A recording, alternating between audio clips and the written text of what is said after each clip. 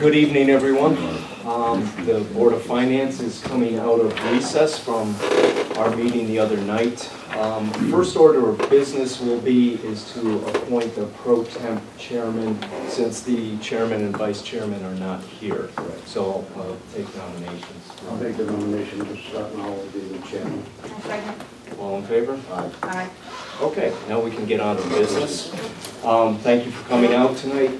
Tonight is our first budget hearing meeting, and we have a bunch of people here, so we'll get right started. And what I'd like to do is when we'll call each department up, and if you would, when you come up, if you would just introduce yourself, since we are being on camera here, would be a great thing. So first is the Bethel Center. Is there anyone here from the And if you would like to present anything, and then the board if they have any questions. Thank you. Thank you. Thank you.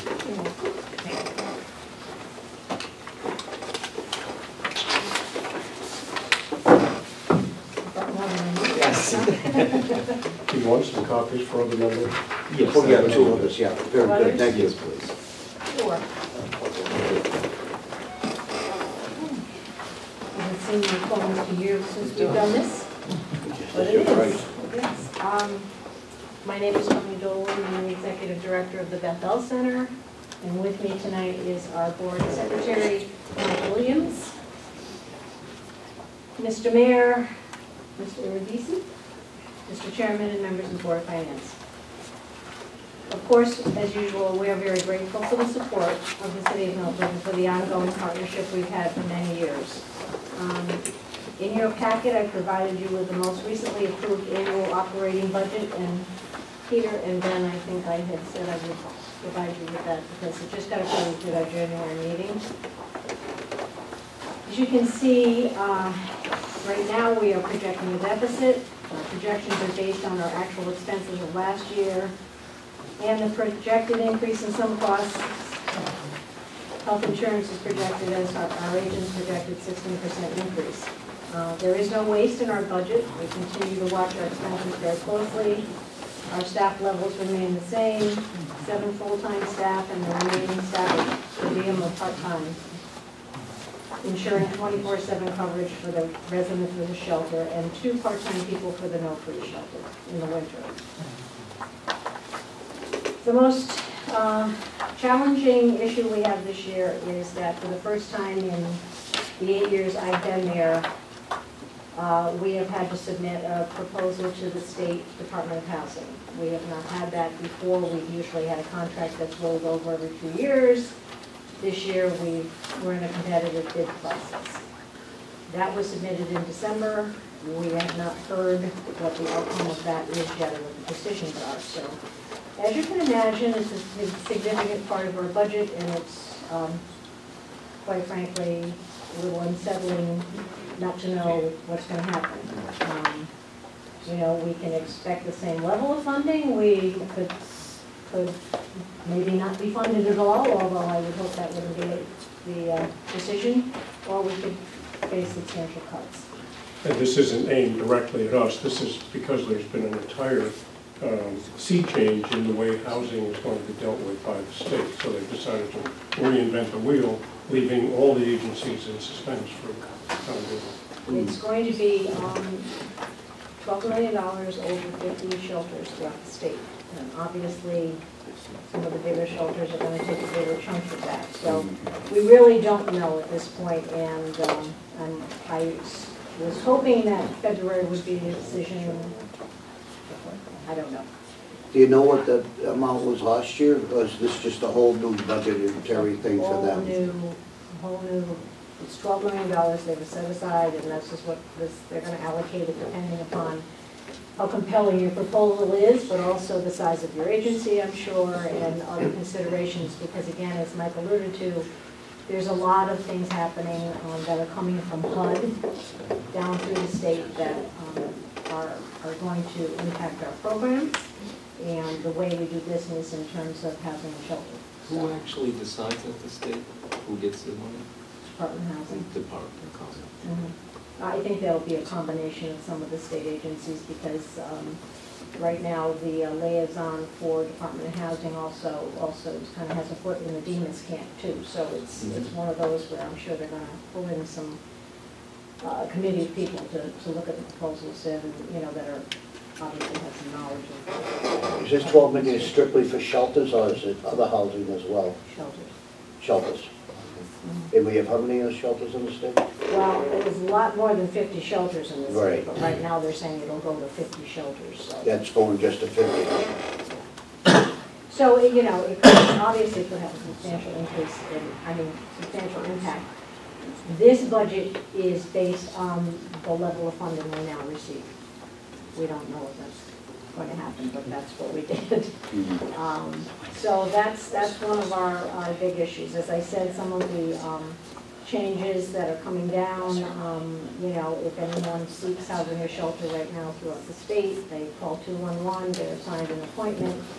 We are one of the agencies in this area that will be doing appointments for people, and then from there, they will be assigned to a shelter depending upon the capacity of the shelter. So even our referrals are going to come from a different method of referring to us. So, you know, our beds remain the same, 34 beds. We are a 90-day shelter, although that's another change coming down. They want us to house people as rapidly as possible, and they want us to do that in 30 days. Kind of an impossible dream, but that's what the goal is right now. So, in the past year, we served 24 families with 40 children. And we served in our singles side 219 clients, 59 single females, and 160 single males. That was last year. So we've been busy. We continue to be busy. The calls obviously are not.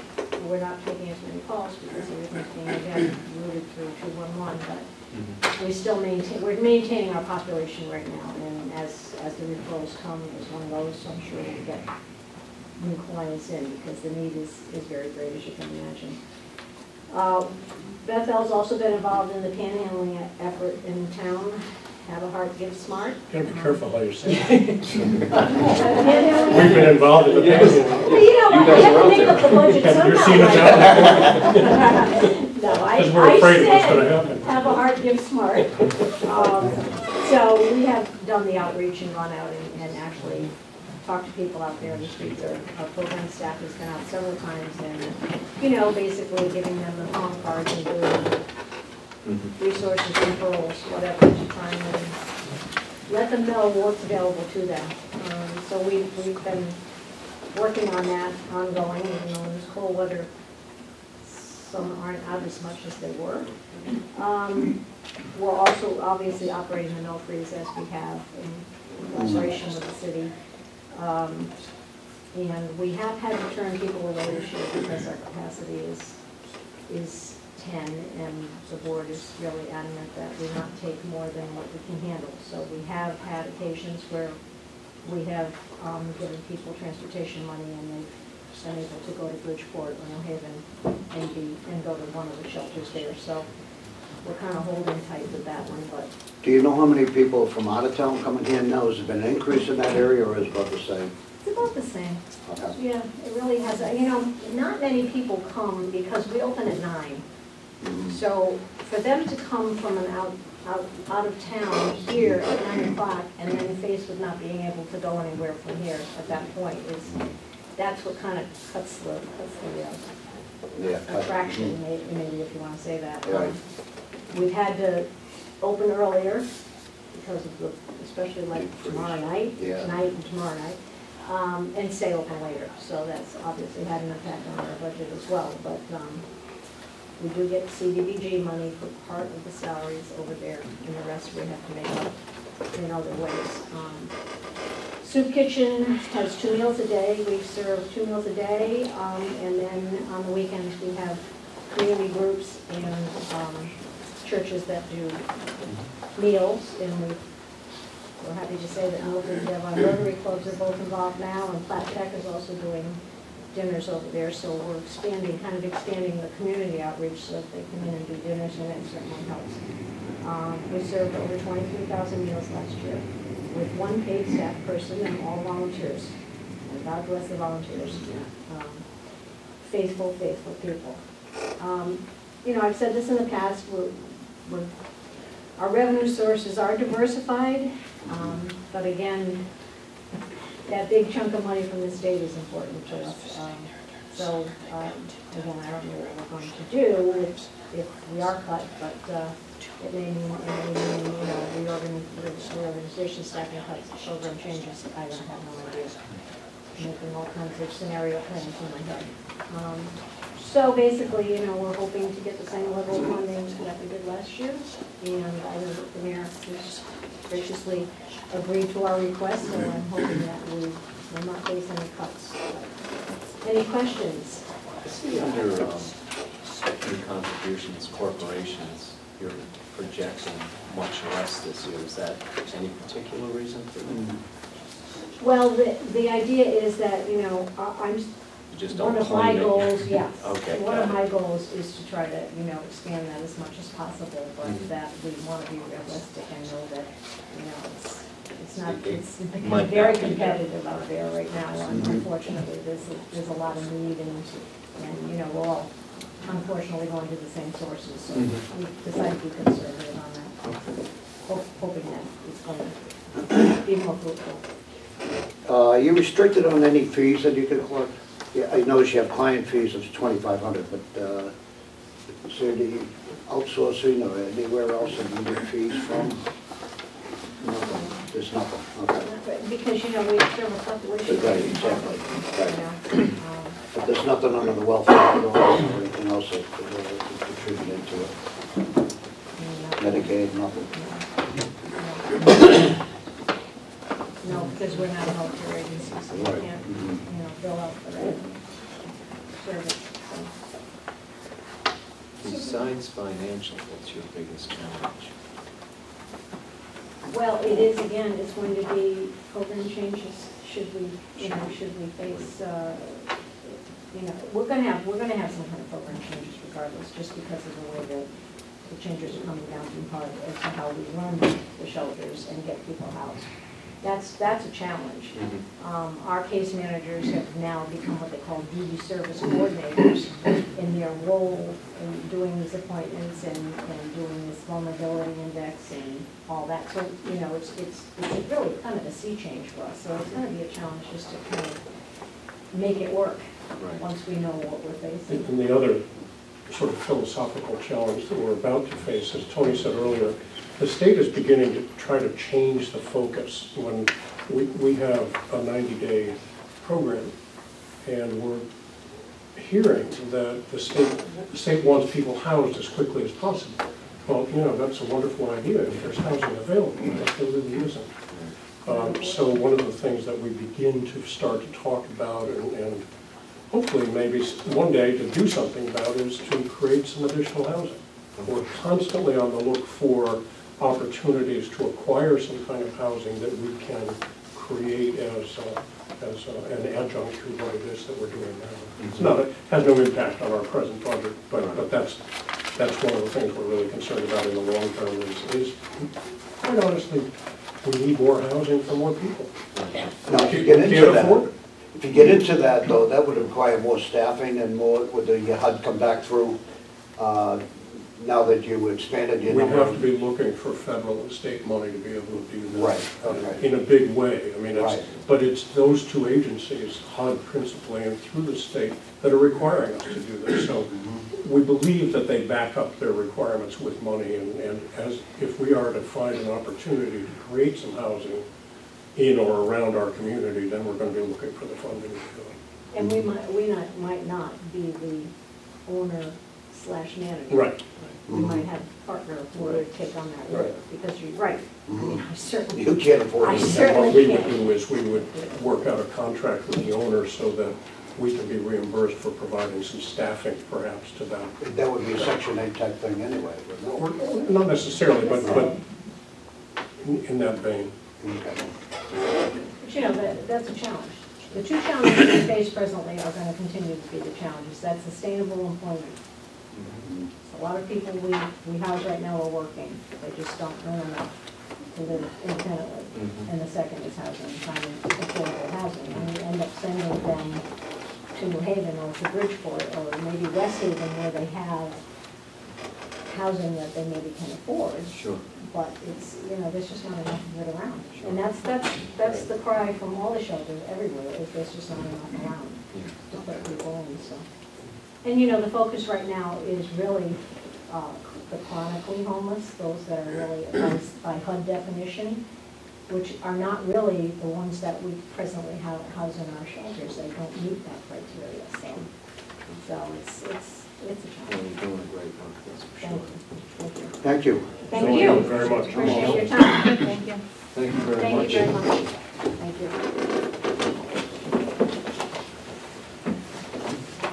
Okay, next department is 4610 Health Department, and it's on page 79.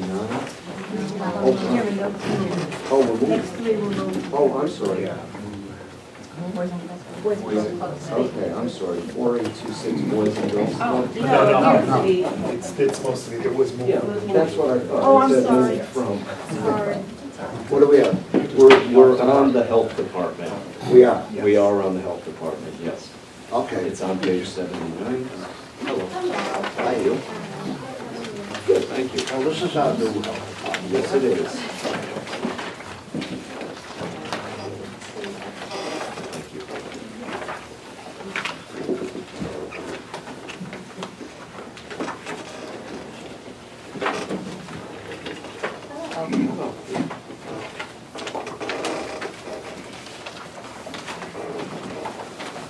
Hello. My name is Deepa Joseph. I'm the Director of Health at the Milford Health Department. It's nice to be here and see all of you for the first time. First year doing this, huh? Yes. So what I handed out to everyone was just a little overview of some of the things that we do over at the Health Department as Yes, he did.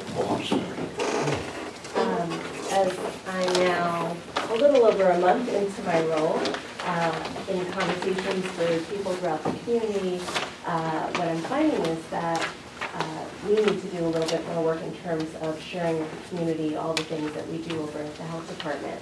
So to that end, I thought I would share some of these things with all of you. The first page is an overall summary of activities utilizing the previous fiscal year numbers, so you can get an overall picture of what we do. There are 4 divisions over at the Health Department: school and public health nursing, environmental health, community health, and then emergency preparedness. So I just gave you some quick numbers in terms of health office visits with the nurses in the school system, number of immunization clinics that we do, and vaccinations administered throughout the community. We also have an oral health services program through the schools where we have 2 dental hygienists in the elementary schools in town who do cleanings on site at the schools as well as screenings.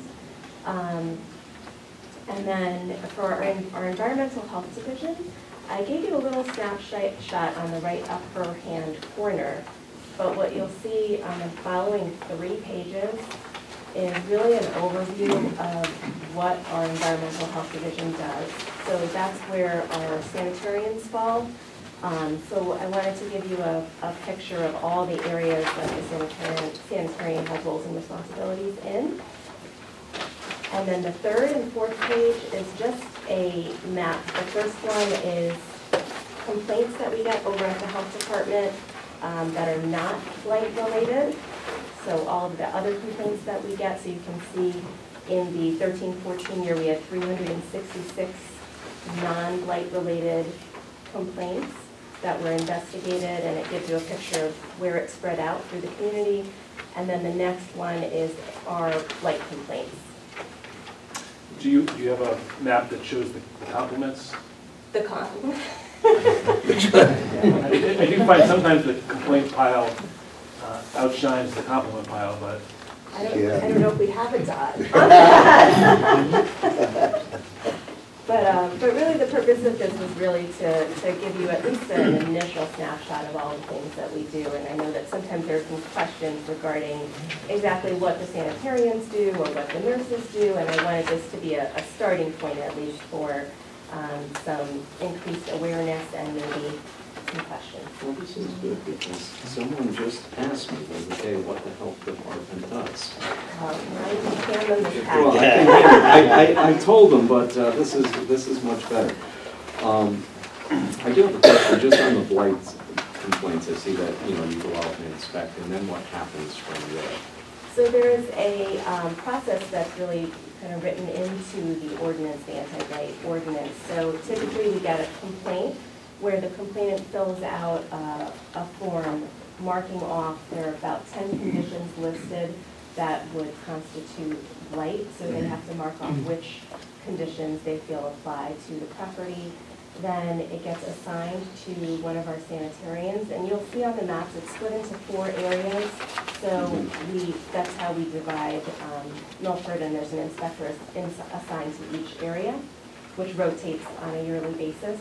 So the inspector will do their due diligence and investigate the complaint. They'll make a site visit typically. Blight, you have to look at it from the curb, so they don't necessarily do, if this was a non-blight complaint, they would sometimes will knock on the door, try to gain entry into the home, depending on what the complaint is. For blight, it's from the curb, so they'll look at it from that side, note any of their, the things that they've seen, and then issue a warning letter or an order of violation, depending on what they see. And they work closely with the city attorney's office for the enforcement component. Absolutely. Now, does the fire department ever give you any blight complaint? The fire department, I don't think we've gotten too many blight complaints from them. We do get other complaints from them. Specifically, the health department does a lot of work in the area of hoarding and troubled housing issues. So we do get some of those referrals to the fire department as well as the police department. They go out on a call and they see a home in a certain condition, they'll refer that to us. And sometimes if they're on scene, we'll go right on scene with them and respond during an emergency. Does hoarding come under blight? Not always. So we do have some properties that have been cited for blight and have been cited under the housing code and have been cited under the public health code. And a lot of times with hoarding cases, you'll find one or all 3. We have a separate task force called C-RIDE that addresses hoarding concerns. And it's multiple agencies and multiple folks from Milford kind of come to this this consortium or this task force to lend their individual assets. For example, if there are animals involved, Milford Animal Control is part of this. Human Services is involved. The Health Department is involved. But the Health Department, at least historically, has been the point agency for the C-RIDE program. And actually, to that point too, there is actually currently a bill that's been raised to form a statewide hoarding task force. And so Health Department, the Health Department is involved with that because C-RIDE has been seen as basically a model for doing that across the state. So we've been involved with some of that statewide work as well and recognized for our efforts in that. Some of the most challenging issues we have are dealing with hoarding because it takes so many resources from so many disparate agencies. And you're dealing with a human component it's difficult because a lot of times it has effects on the entire neighborhood. It has effects on that person or family that lives in that house that has been compromised by hoarding. And it takes a lot of resources, a lot of resources, and a lot of times those resources come at an expense. We have tried to recoup some of the money that we put out, either through a lien associated with the property, but there are several properties over the course of the last couple of years that we've actually had to demolish because they were so significantly compromised from a structural standpoint, that you couldn't do anything with the house or the structure. You actually had to just take it down and clear it. And the cities had to come in and actually pay for the demolition of that structure and recoup our money once we've foreclosed on the property and sold the property or through some other mechanism. But it's a costly endeavor and something that it's a challenge. We have also been collecting some significant amounts recently on blight liens. So all these little dots, if they are not taken care of, if the blight is not rectified and mitigated, the city does pursue these blight liens through the courts. I think a week ago we just got about a $95,000 blight lien that we were able to recover. Peter? Could you tell me what a healthy home assessment is? Sure. Healthy Homes is a grant that we received through the State Department of Public Health. And the purpose is for us to go into homes upon request, and sometimes in Milford it's relative to a complaint that we receive. And we'll go in and do a complete evaluation of the home from a health standpoint, looking at environmental hazards, everything from lead to mold to dust to radon. We do a complete comprehensive assessment, and then we recommend some things for improvement or remediation. In some cases, we've had to issue orders. In other cases, it's been more education about kind of low-cost things they can do to minimize the environmental hazards in their home. I did have a question too. I see in your budgeted positions that you had a deputy director. That was a justification for that? We did have a deputy director in conversations with the mayor. We discussed it, and the decision was made to eliminate that position.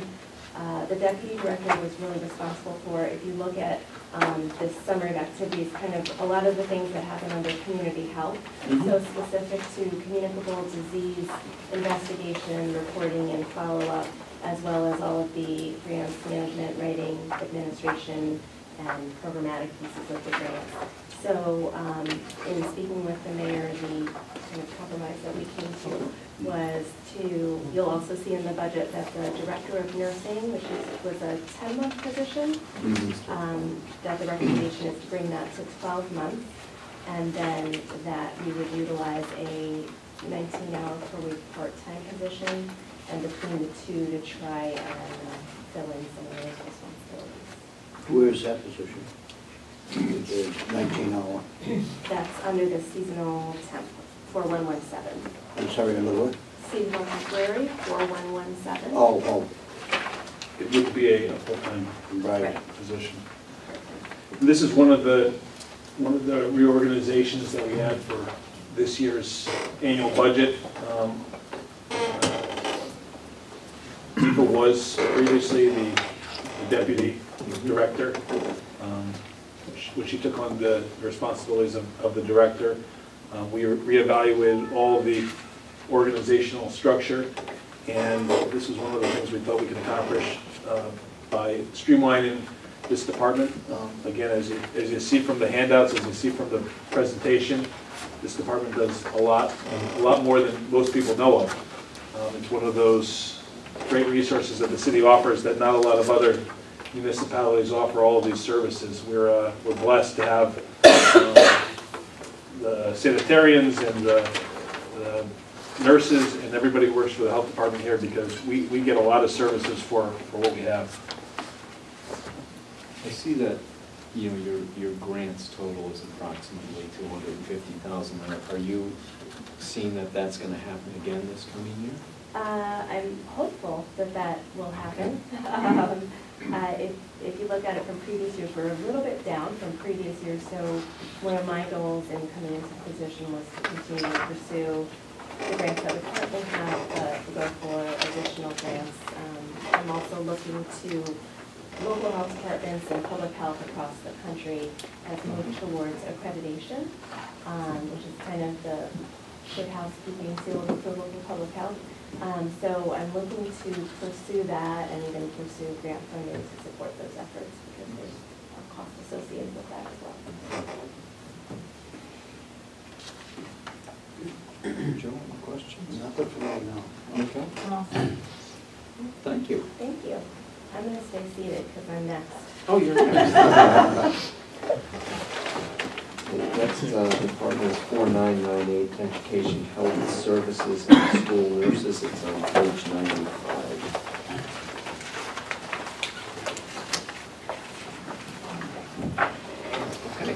Okay, so that is essentially the left-hand side of this first page is everything that the nurses do. We have a school nurse, at least a full-time school nurse in every school here in Milford, and they work in the public and parochial schools.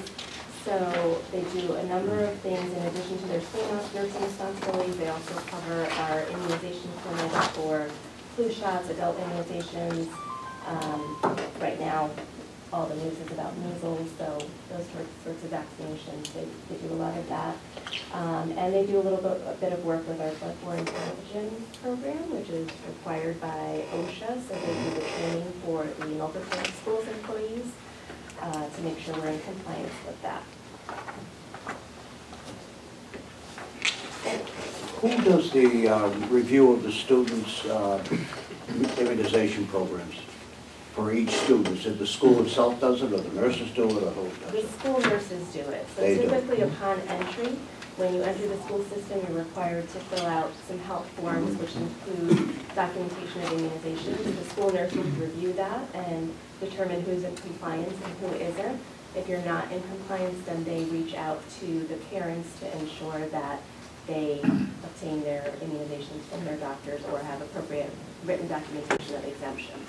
Because what's going on now with the measles, does this affect us at all? Well, Is measles required?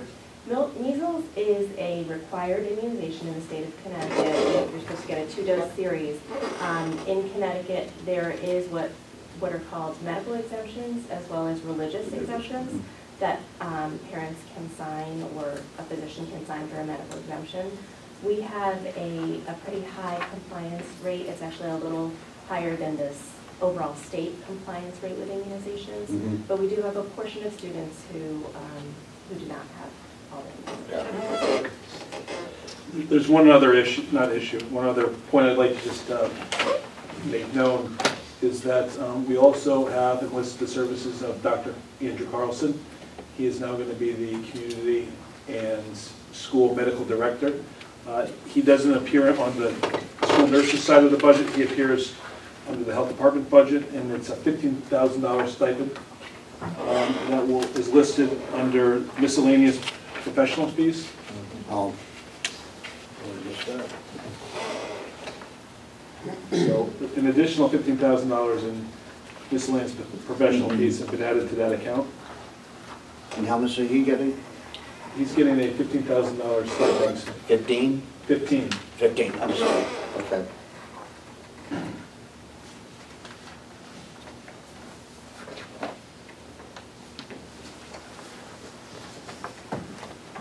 Joe, any questions? Now, did we have that position before in any way, shape, or form, or was it just Dr. McBride being a doctor? Dr. McBride being a doctor, but if you look statewide, the vast majority of health districts and municipalities that have health departments do not have an MD as their director. They enlist the services separately of a community and school medical advisor, and Milford has adopted that track and going with both a medical advisor and a master of public health for our director position. And if you do see the bottom line in the health department, it's pretty significant savings overall in terms of the reorganization. Mm-hmm.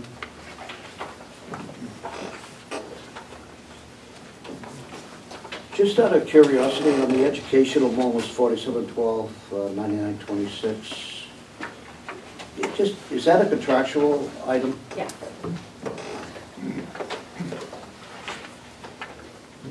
I'm also. You're all set. Thank you. Thank you. Good luck. I'm going to stay seated. Yes, you're very welcome. Yes. We're going to be looking at Department 4821, Visiting Nurse Association, and it is on page 91. Good evening, Mr. Mayor, members of the committee. I'm John Quinn from Lewis, Connecticut, but I'm here tonight as the president and CEO of the Visiting Nurse Association of South Central Connecticut. And we're the original, did you get one? We need two more for the absent on this. Okay, I think I might have two more. One more. One more? Okay, just one more. There we go. Thank you. And I'm just here tonight, first of all, to thank you for your continued support, to cry a little bit that we're getting reduced from 41,000 to 20,000. But I understand that these are tough economic times, and we understand that. We are very pleased to be the original Milford VNA.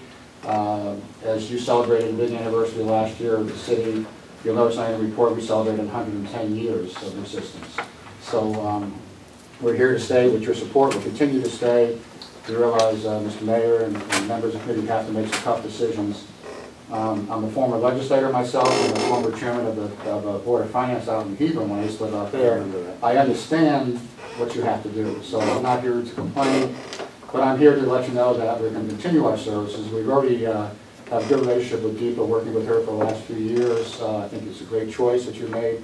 In our well child clinics, we did about 24 screenings this past year, from March of last year till this month. I'll give you a 12-month figure on that. We also serve, besides that, we have like a lot of patient load, which usually runs about 800 to 900 patients on an active scale, 3,300 last year referrals to us. We have about 133 or 34 that actually live in Milford that receive services such as Medicaid. And our loss on Medicaid services, you probably know about Medicaid, they only give you 60 cents on the dollar. So our losses on Milford residents alone that we absorb is around $14,000. So that doesn't affect this allocation here, but I just wanted you to know that as a VNA with a mission-driven organization, we do provide subsidized care for folks. And in your own report that the city of Milford did, and your needs assessment that was done about a year or so ago, I think I related that, you'll see in the senior comments that they're one of their most major concerns is to be able to live at home, to stay at home. Mm-hmm. And that's what we're all about. We work tremendously with our nursing staff and our liaisons to the hospitals to make sure that people do not go back into the hospital, and we try to maintain a national standard of it used to be a lot of people going back within 30 days, and that's something that we can't have anymore, because people have to get the care immediately when they come home. And very often patients may refuse care because they feel better when they come out of the hospital, but the goal is to make sure that there's post-traumatic care for them, acute care, that's going to be able to help them maintain themselves so they don't have to go back in the hospitals. That's one of our goals too. So I'm aging out. I'm now a baby boomer who's eligible for Medicare. It's about, I can't remember the national figure, something like 9,000 people a day in the nation that are turning 65 or older from the baby boom generation. And Milford's the same demographics, more or less, and as the whole state is. And I'm just hoping that you'll keep an open mind in the future should we come back and say, not only the Well Child Clinic, but look at how many people we're serving, how we subsidize those folks. We might need your help in the future. So I just ask you to keep an open mind and accept what has to be with you. No, I'm all set on that. Well, thank you very much. I appreciate your continued support. Thank you. Good to see you, Colonel. We share a colonel list together. He's a Kentucky colonel, honorary member, and I got appointed as one also a long time ago. So we could call each other colonel and get away with it.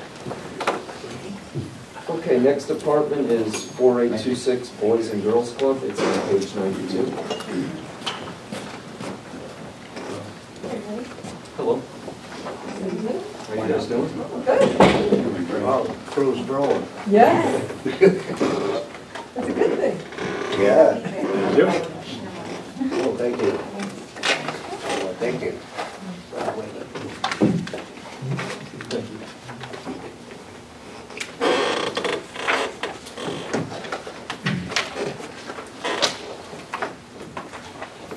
You guys will wouldn't mind introducing yourselves and whoever's going to present. I'm Megan Altamari, I'm the executive director from the Boys and Girls Club. I have Janice Fletcher Yarson with me, she's our board president, and I also have Tom Bach with me, and he's our vice president. So, thank you for having us here today. The Boys and Girls Club has really been up to a lot of things within the last year. We, last May, were able to, with the help of the city and generosity, we were able to open a second location. So we now are operating 2 separate buildings. We have a portion of the Simon Lake School, where we house our elementary age students, and then we have West Shore Recreation Center, where we have our middle school and high school age students. With this, we've been able to expand our program and our membership members. We serve about 350 kids a year. We have our average daily attendance, which is up on 80% over last year? Yeah. Up 80% over last year, where we have 100 of the elementary school kids per day and 50 high school and middle school kids per day.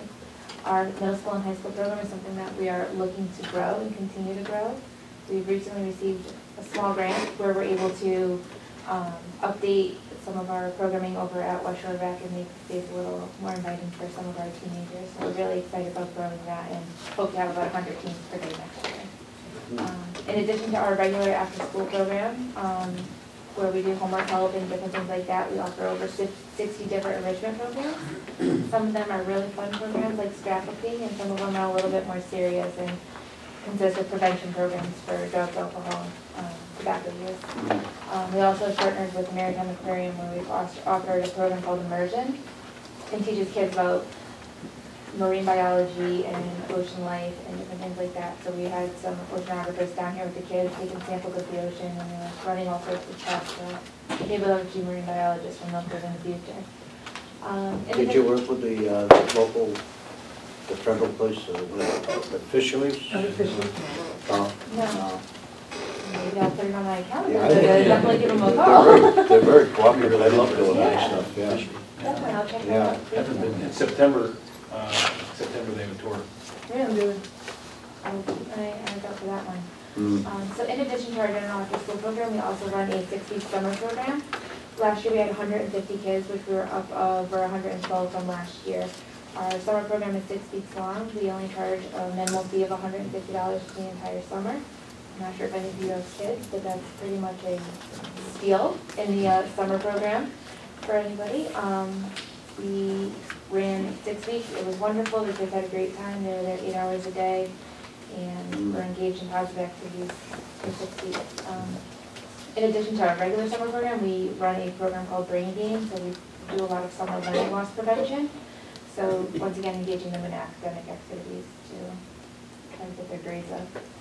Our budget is, you guys all have a copy of our budget.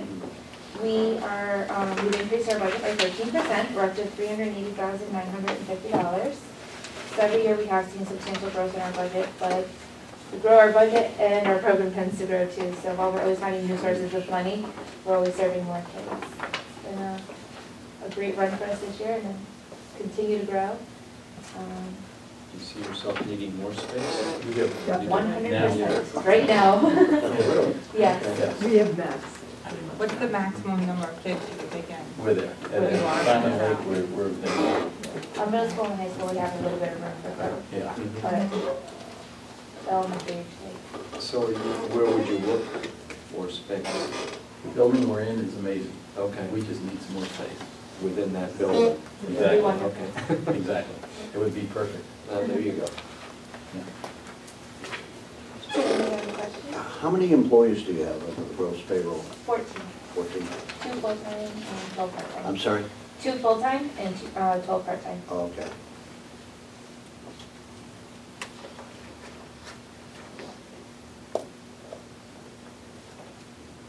Any other questions?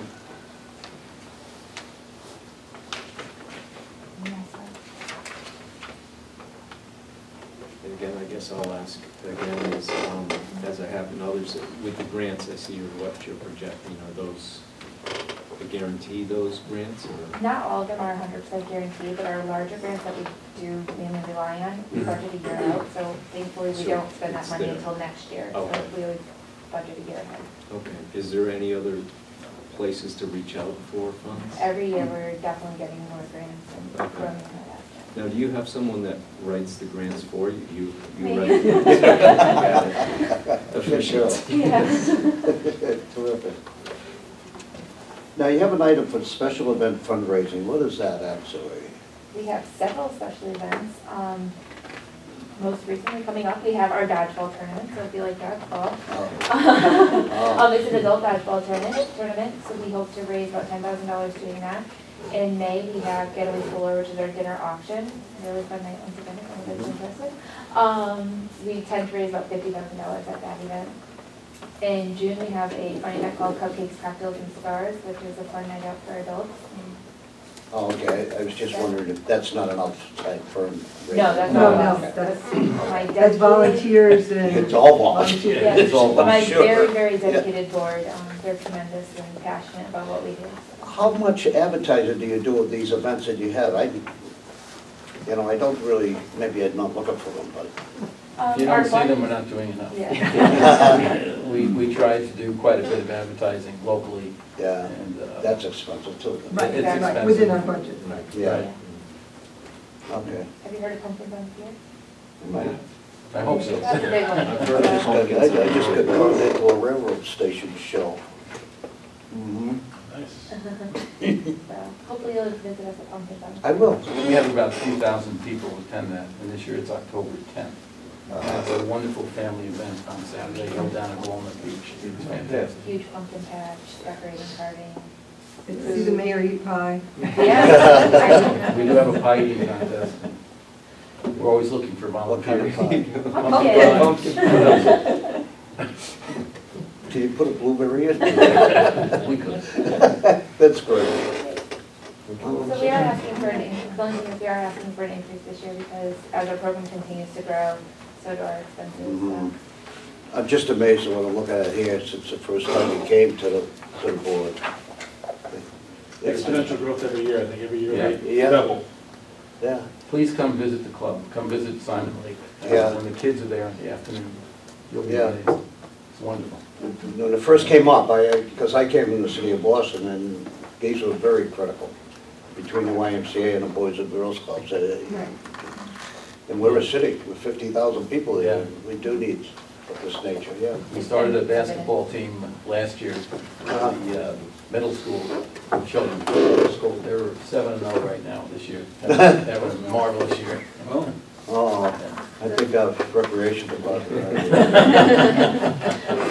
So if I could just leave you with one quick story. A couple days ago, one of our kids got paint on her clothes, and when her mom came, she was so very upset that her daughter had paint on her clothes, and, upset.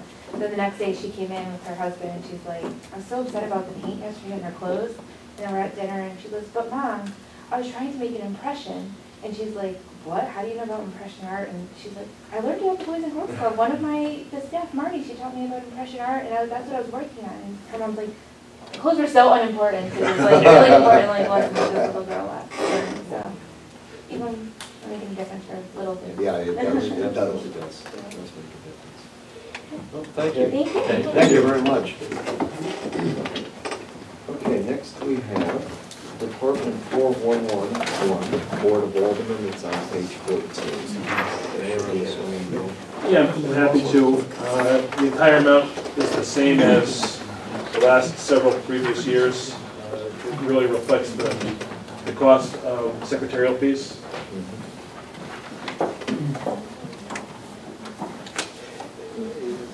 Mr. Mayor, can I ask you one thing now? For the 2013-14, we went up $1,500 the next year. Do you know what that was all about? We're $4,500. No, that was the actual amount expended. Right. We budgeted for more because Yeah, that's what I in some wanted. given years, we have more meetings, whether it's because we have additional special meetings or we have meetings associated with the budget. So that was the amount that was expended for that Right. particular calendar year, but or budget year, but the amount that was actually budgeted was that $6,500 or $6,000 for this year. $6,300. Yeah. In some years, and again, it was $1,500 less than we budgeted for.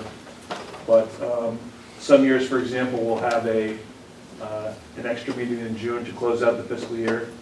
The last 2 years we have not. Some years we'll have several additional meetings with the Board of Aldermen during the budget time because they need additional time.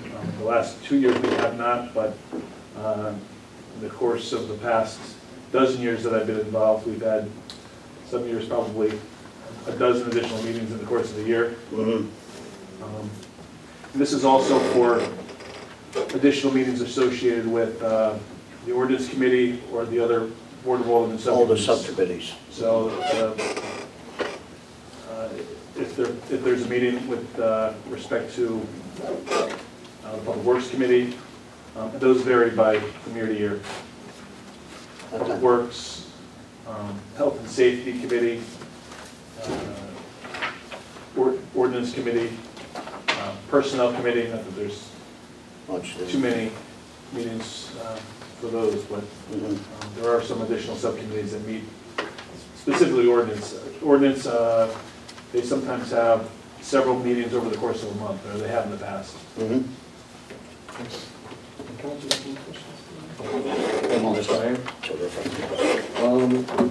Next is Department 4141 Board of Finance. It's on page 26. Is this where the finance director gives an accounting of himself? No, It's us. that's us. Any questions? We're all set on that.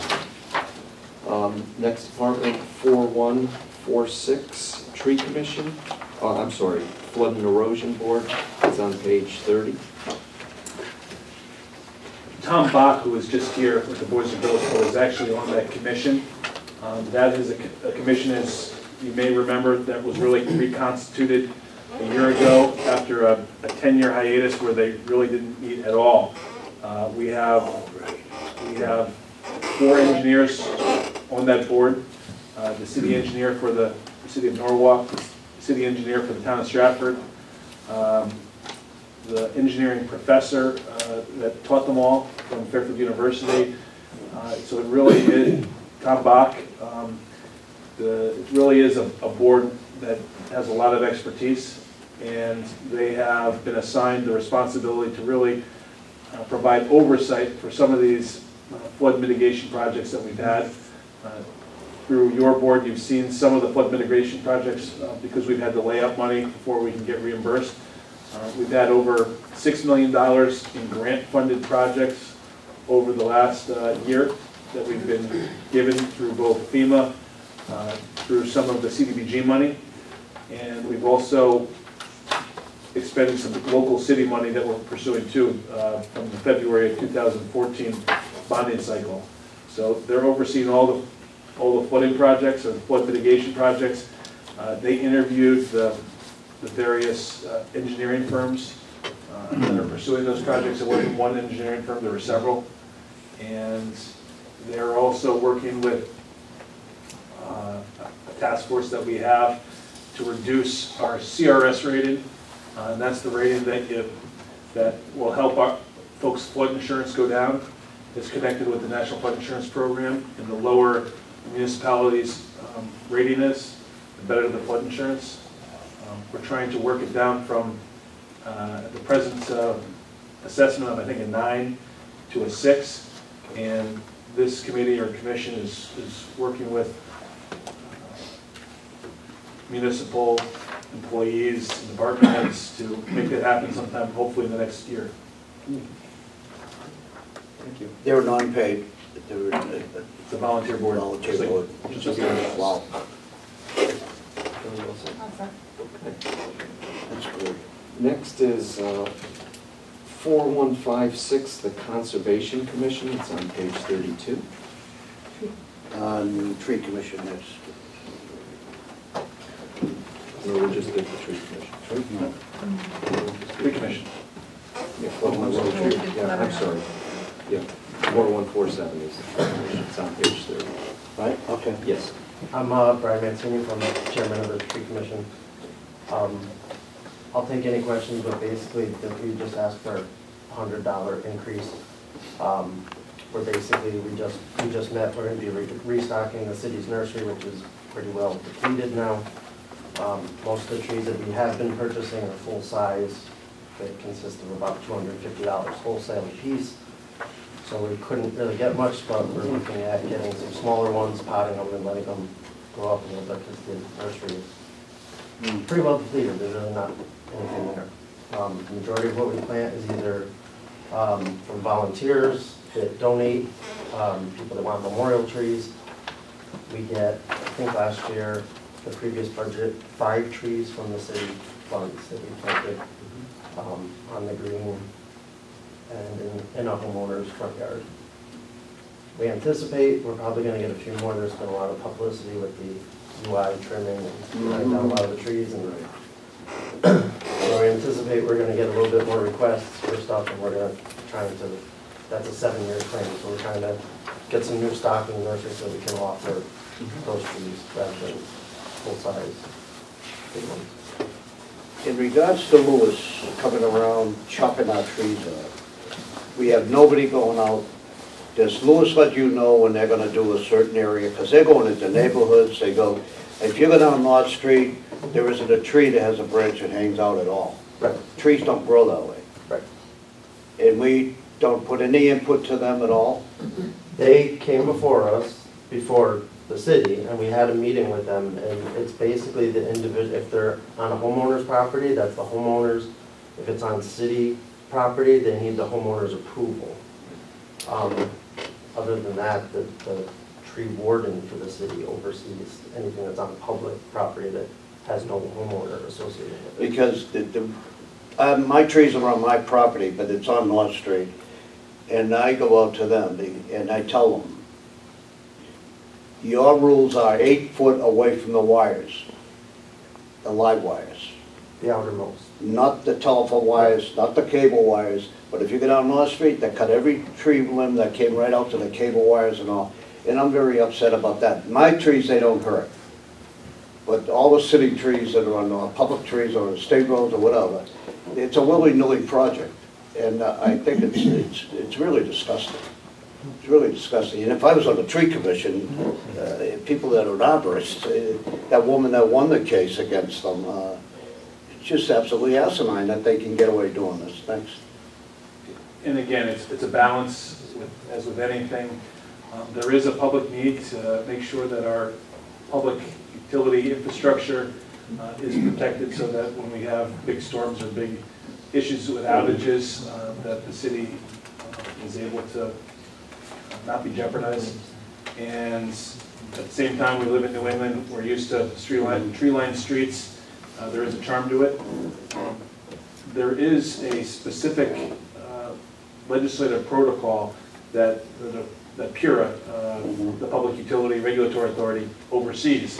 And it's a process that is laid out that speaks to how they have to, if a tree abuts your property, not as on your property, even if it's up in the city snow shelf, the city right away, they still have to give you the ability as the budding property owner to object to it. If it's a tree that's somewhere else in the city, you also have the ability as a resident to object to that particular tree coming down as well. They have, in fairness, at least the times that I've dealt with them on individual issues, been very responsive to folks who have concerns with Oh, they will. their street. There's no question. They'll react to you. But in the meantime, if you're not watching them, they will just slice that tree right down the side. If you just take a ride up North Street, and you'll see. And I live close to there. I know where you're going. Right, and that's absolutely wrong. And I think they should be notified when it's not acceptable. That they trim a tree this way now. So now we got trees growing this way. You know, there's a better way of doing things, and then the arborists can do it. And these people are not arborists. They wouldn't have a degree in arborists. There's no question. But I'm sorry. There are arborists that are involved in the process, right. But they may not be involved with every tree trimming. Right.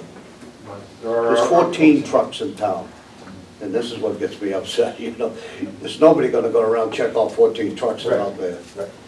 And the maps are available on the tree commission section of the city's website. There's a link on the upper left that has all the maps year by year where they're going to be trimming, because they may go down one street and not touch, you know, cross street for 5 more years.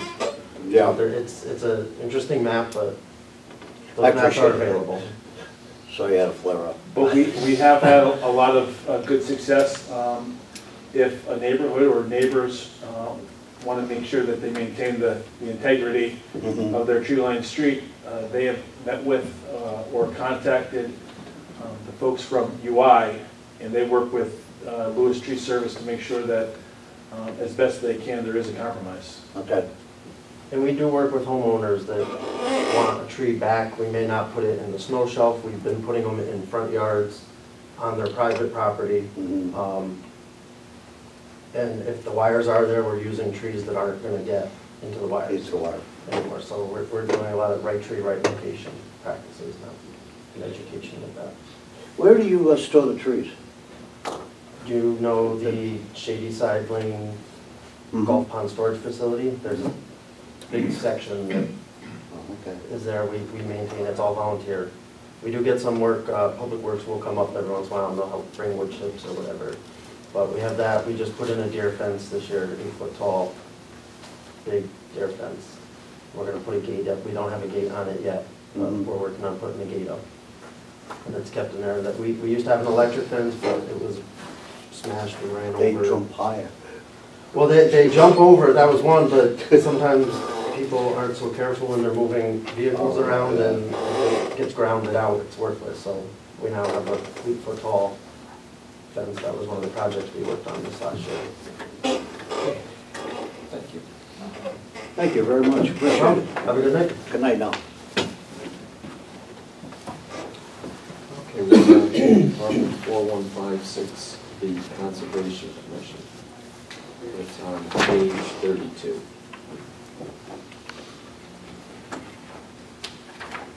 Any questions for the mayor? Good. Okay, on to 4159, Veterans Ceremony and Parade Commission. It's on page 33. Good evening. Good evening. Mr. Mayor, Mr. Chairman, members of the committee. My name is Tom Flowers. I'm Chairman of the Veterans Ceremony and Parade Commission, an office which I assumed on January 1st of 2014.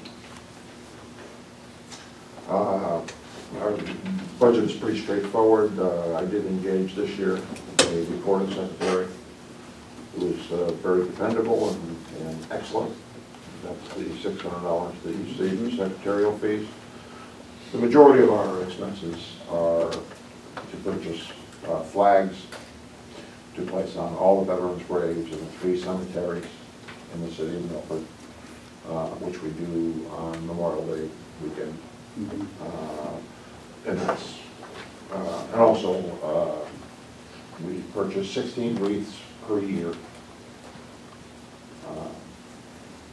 6 each for Memorial Day and Veterans Day, and 2 on 4th of July. Those are the 3 veterans holidays, if you will. So in terms of supplies, flags and wreaths are the vast majority of it, and we always spend that money in, say, the April timeframe. Like I say, it's all volunteer that does this. Do you have a large number of people that volunteer? Absolutely. So we have all the veteran service organizations. We're all, each of the veteran service organizations is assigned a specific cemetery of the 3. And we get plenty of help from the Boy Scouts, the Girl Scouts, and other volunteers that just come on out and help us. It's great. It works out well. Yeah, absolutely. All set. All set? That's it. Thank you. Thank you very much. Okay, next is 4813 Bridges, page 89. Good evening. New face, I forgot you retired. All right? Met someone before though, I said, well, last year I really did Barry Husband. That's right. But this is my first time in the role of president and CEO office. And this is Kathleen Sheehan, our Chief Financial Officer. So first I want to just thank you all sincerely for your continued support and ongoing support of Bridges and our mission. It plays a significant role in allowing us to offer services to the citizens of Milford. And in fiscal year 14, we served 1,298 Milford residents, adults, adolescents, children, and we do serve other localities such as West Haven and Orange. The numbers, for instance, in West Haven, in fiscal year 14, we served 593 clients, and in Orange, 94. So Milford is a significant focus for us, the residents of Milford. I did forward you a gift, so you have that. Okay. So this is my first time here. Start with questions or? Absolutely. Okay, well, you have. Thank you. Welcome. But just, before we start with questions, I want to say, as I indicated in the narrative, we have faced significant cuts, and we're looking at significant cuts when the governor's budget comes out. We're funded. A lot of our funding comes from the state, the Department of Mental Health and Addiction Services, and the Department of Children and Families, and we're facing significant cuts. So it's quite so important that we continue to have your support. What's your total budget? Rebecca, I'll jump to Tony Dolan. Yeah. What's the total budget to? 13 million. 13 million. Budget. Okay. For the year that we are currently in. I thought I just saw something about the governor saying, doing a review of the mental health programs in the state and the funding of them. Yeah. I thought it just, it didn't seem like it was going to be a decrease in the funding. I thought it was going to be more. I'm careful to word things. You're right, it is wording, I know that. Yeah. No, and right now, the focus of the cuts is going to be on the adult service system side.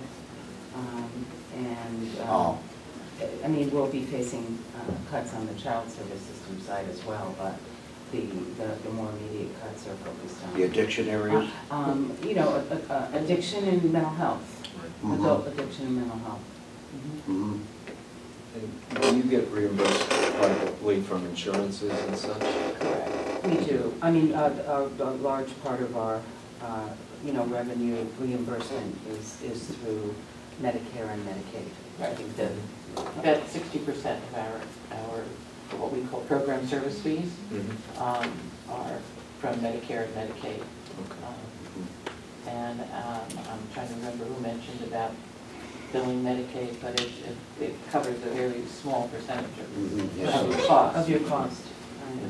Right. And then a lot of the programs that we offer to Milford residents are, we're not able to bill for them.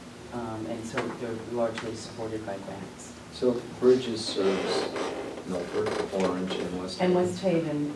However, some of our child and family programs serve a broader community. Some of our programs go into Ansonia, Derby, Bethany. There's 22 communities altogether, like for one, and those are programs where typically our referrals come through DCF. So do any of the other communities supply grants that you serve, West Haven or Orange? Or Orange does. West Haven does. Very small. Very small. Okay. Very small amount, but Orange does. We've had a collaboration with Orange for many years, and We do, in addition to providing the services to the residents, we do a lot of education, community education together. And also a lot of case management services in senior centers and services to the elderly, in particular in West Haven, as a matter of fact. And that's some of the grant funding that we get from the city of West Haven. That's for services, case management for the elderly. Staff-wise, what do you have for staff? We roughly? have 165 employees. 31 are part-time. 31 part-time. Out of that. Out of the 164.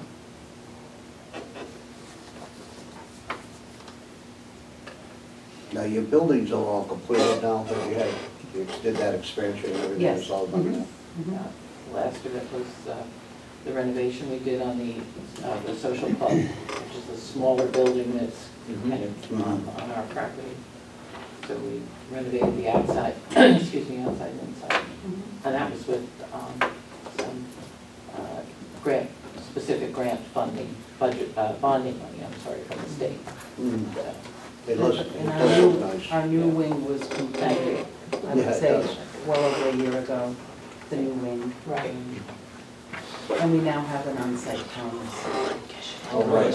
For the residents that are coming in to get services. So, you know, you can come into an appointment or leave an appointment and just go and get your prescription filled. So that's been successful, and it's also increased the, for lack of a better word, you know, the medication adherence rate. Sure. Because It's it's more just so, accessible. it's just accessible. I'm all set. Right. Thank you. Thank you. I've been nervous about this all day. Oh, no. Oh, get out. Thank you, appreciate it. Thank you. Great work. Thank you. Okay, next is Department 4815 Veterans Grave Preservation Commission. It's on page 89.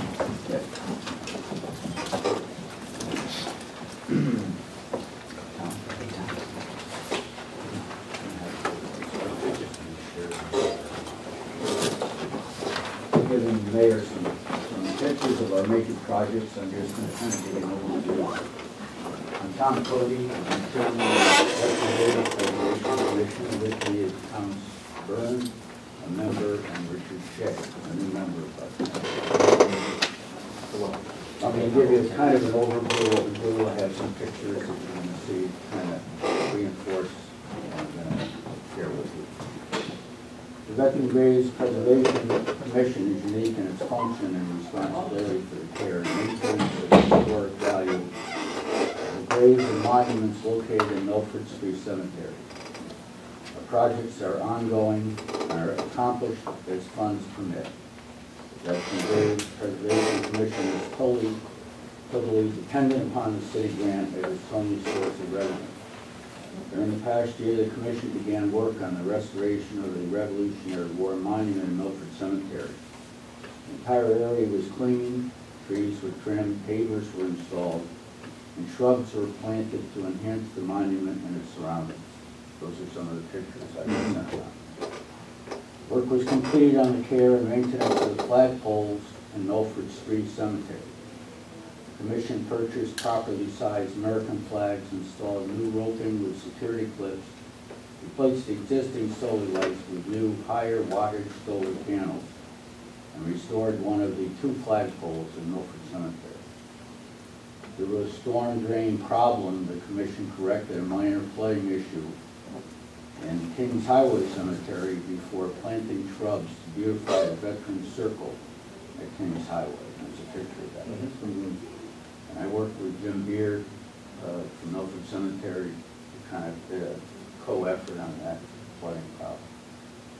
During the coming year, the Commission plans to complete its work on the Revolutionary War monument, and is currently in the process of evaluating the feasibility of several proposed projects.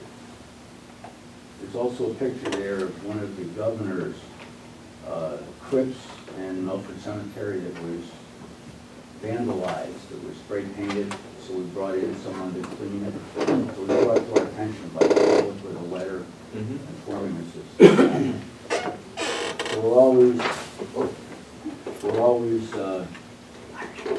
working with the cemetery to come up with ideas of projects that can be done to enhance the cemetery. The tree trimming and everything, Jimmy and I worked on that. His crew did a lot of the tree trimming. I had all the paving and everything done by Ivy League Landscaping out of West Haven. And it's handicapped access. And Mayor Blake was there when we had the ceremony to have, you know, the actual up and running of the monument. What we do is every year in the spring we have fresh flowers put up.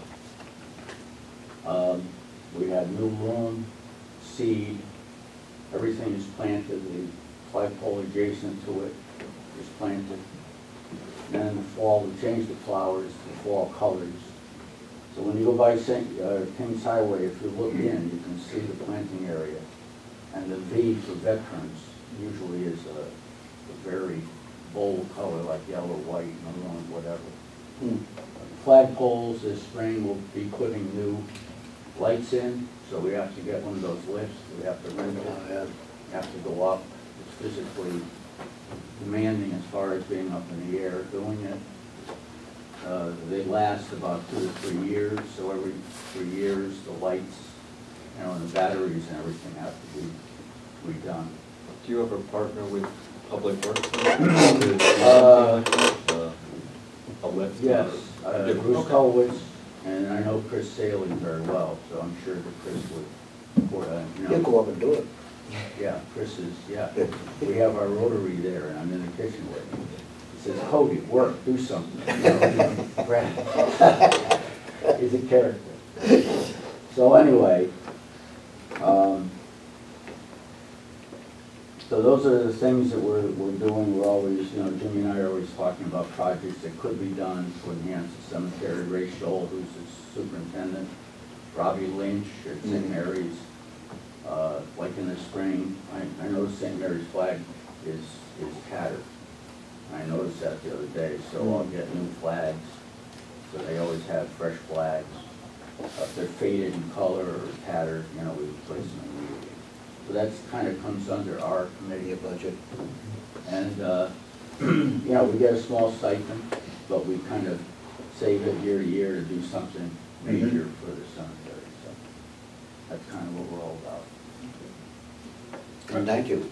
I have a quick question. Yes. As one of the projects you talked about, the Revolutionary Monument, Yes. and supposedly there is a time capsule interred in that tomb. Yes. No. No? I'll talk about that when I come up. Okay. That's been kind of investigated for me. Yes, I'll explain. He's good. So anyway. Well, thank you. Okay. Thanks. Could I say something? Yes. It was January 1st, 1776, in the very early hours, and a British prison ship loaded with American soldiers who had been captured at the Battle of New York pulled into Milford Harbor. They were captured in August, and this is January 1st. Just crammed down in the hold, and there was stuff, food thrown down to them periodically. But they had smallpox, and the British wanted to get rid of them quick before it spread through their troops. So they dumped them on the sandbar at Gulf Beach, 200.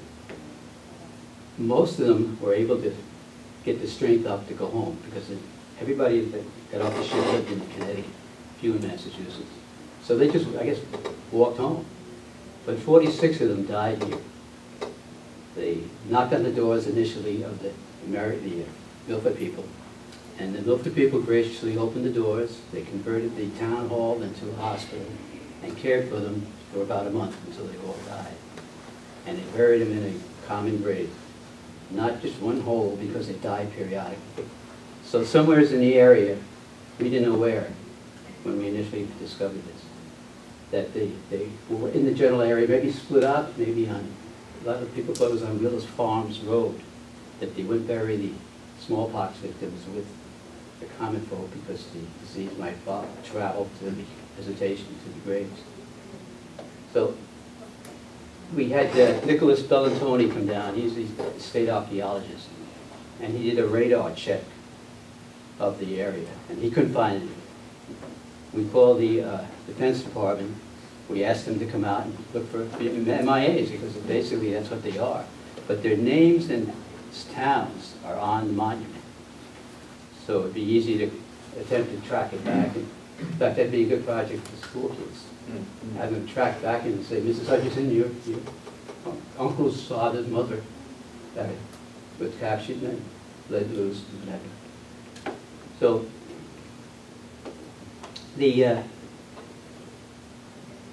I think as far as whether or not there's a time capsule there, I don't think we've learned about this too much. Right? It's been investigated. Oh, okay. Right. Yeah. Well, the thing I think we should do, it's just something that is just very unique. When you stop to think about it, these are the first PMIAs, prisoners of war missing in action. And I have never heard of anything in the country where there is such a site where American soldiers who fought for the American Revolution, fought to overthrow the British rule, are buried. And no one seems to, I think, associate with it what it means to Milford. Because Milford, that's a very unique situation to be in, where you are a common site or a common grave with 46 guys and Stowe, Captain Stowe. His house is still there down by the harbor, and his door was knocked upon. And he went into his house afterwards and brought out his will, listed all his papers, and understood he was going to die. But he was going to take care of them first. And he died in early February of smallpox. And there's a tremendous story about all that. And I think if we could give them the honor of acknowledging we know where you are now, because a newspaper article was written in 1851, and they didn't deem to put the monument up. Obviously it was the January 1st, 1776. But the monument didn't go up until maybe about 50 years later, 100 years later. 1852, that's when they put the monument. And the monument was put up by the state. They funded it. And 3,000 people came out. This is in the newspaper article that I found. 3,000 people came out to dedicate the monument. And the Attorney General was there, and his words were, "These men lie beneath my feet," and he was standing right next to the monument. So apparently it's in there somehow, but although after all these years, you wonder how much he could find. Very interesting. But one thing I want to, before I shut up, I mean, did I give you something? There you go. Yeah, this is Nick Bellantoni.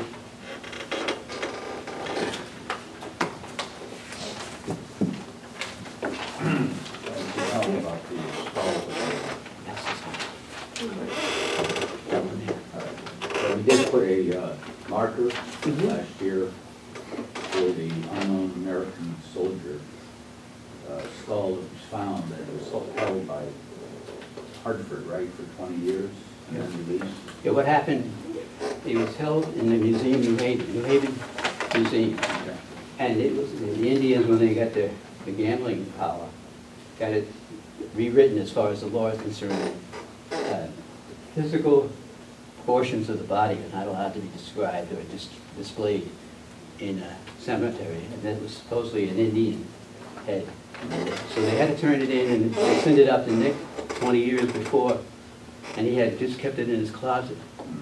And then when he saw the head, because it was donated by a family in 1910, a New Haven family, and the written work that came with it basically said, this is the skull of an American soldier who was captured by the British in the Battle of New York, and it was turned up and came out during the digging of the railroad.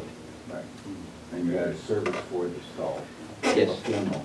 Yes. It was buried, and then we marked it so that it's right next to the Revolutionary War. So that's all part of what we did.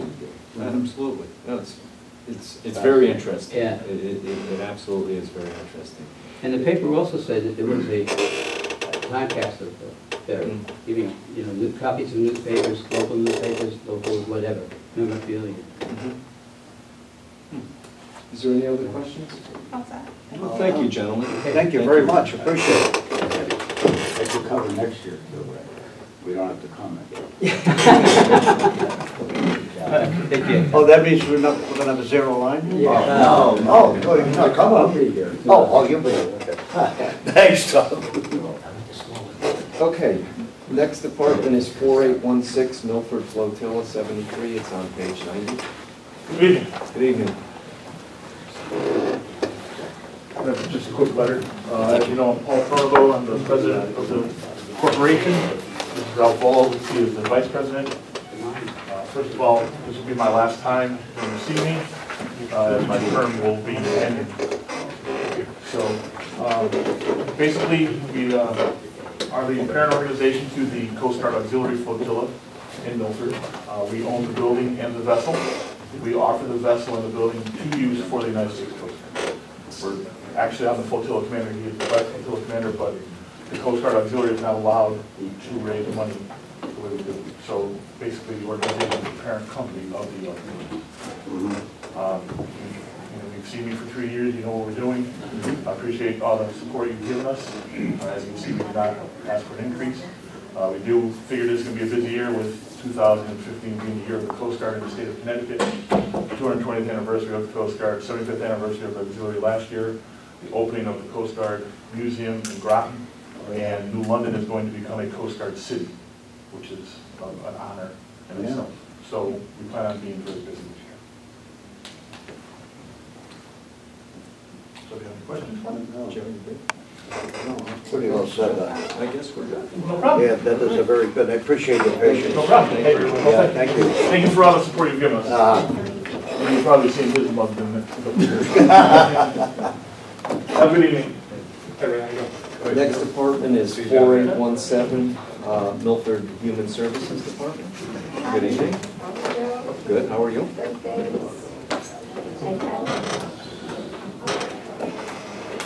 I think I saw you last time.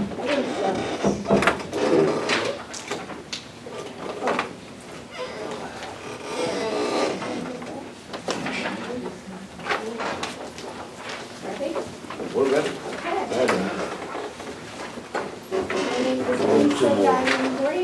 I'm the Director of Human Services and Youth and Family Services. Let me have two. Oh, yes, sorry. Two other members. Thank you.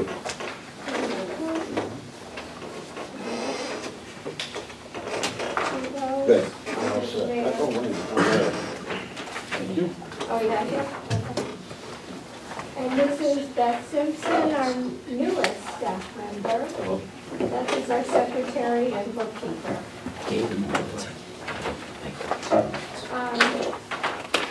What I handed out are our program operations. The yellow is the Human Service Division of our department, and the blue is the Youth and Family Services Division.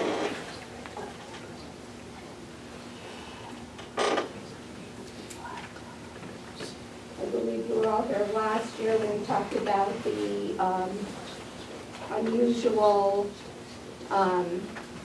position that Human Services and Youth and Family Services is in that we were created by city ordinance. However, we receive a grant for our funding, but we operate under all the mandates of the city.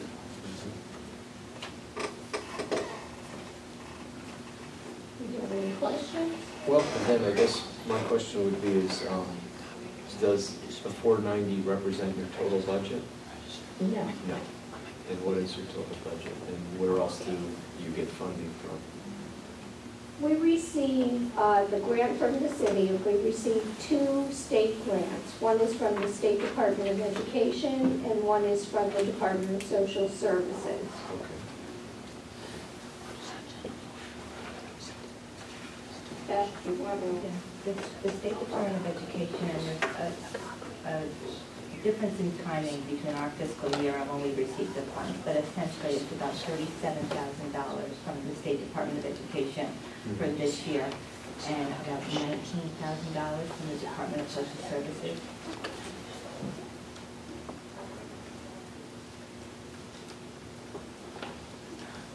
Did you get any private grants? Any other grants? Not for operating costs. When and if we do receive grants, they are typically grants that go directly to the clients for their service needs. Okay. And is there an accountability system for that as well to the state? If you get a grant, whoever gives you the grant, Yes, gives the grant to yes. the state? It depends. For example, I just wrote one for the Neighbor to Neighbor grant for emergency food vouchers. That's through the Greater New Haven United Way, so it's to them. There's an accountability to whoever gives the grant. You do have an accountability system? Oh, yes, absolutely, yes. And there's reporting that goes, quarterly reporting that goes along with that, where we account for what the services, what the money was used for. Mm-hmm.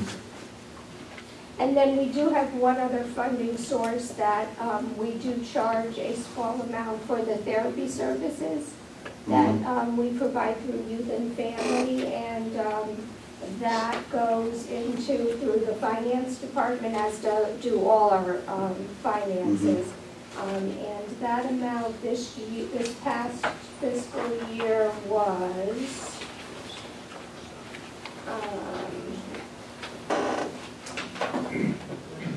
$11,676 in therapy revenues, and then we use that to pay the part-time therapists.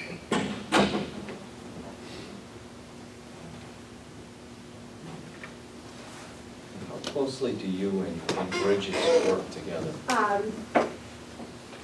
We work closely together in that we serve on many of the same boards and commissions, and we provide a different service than Bridges typically. We only do family therapy.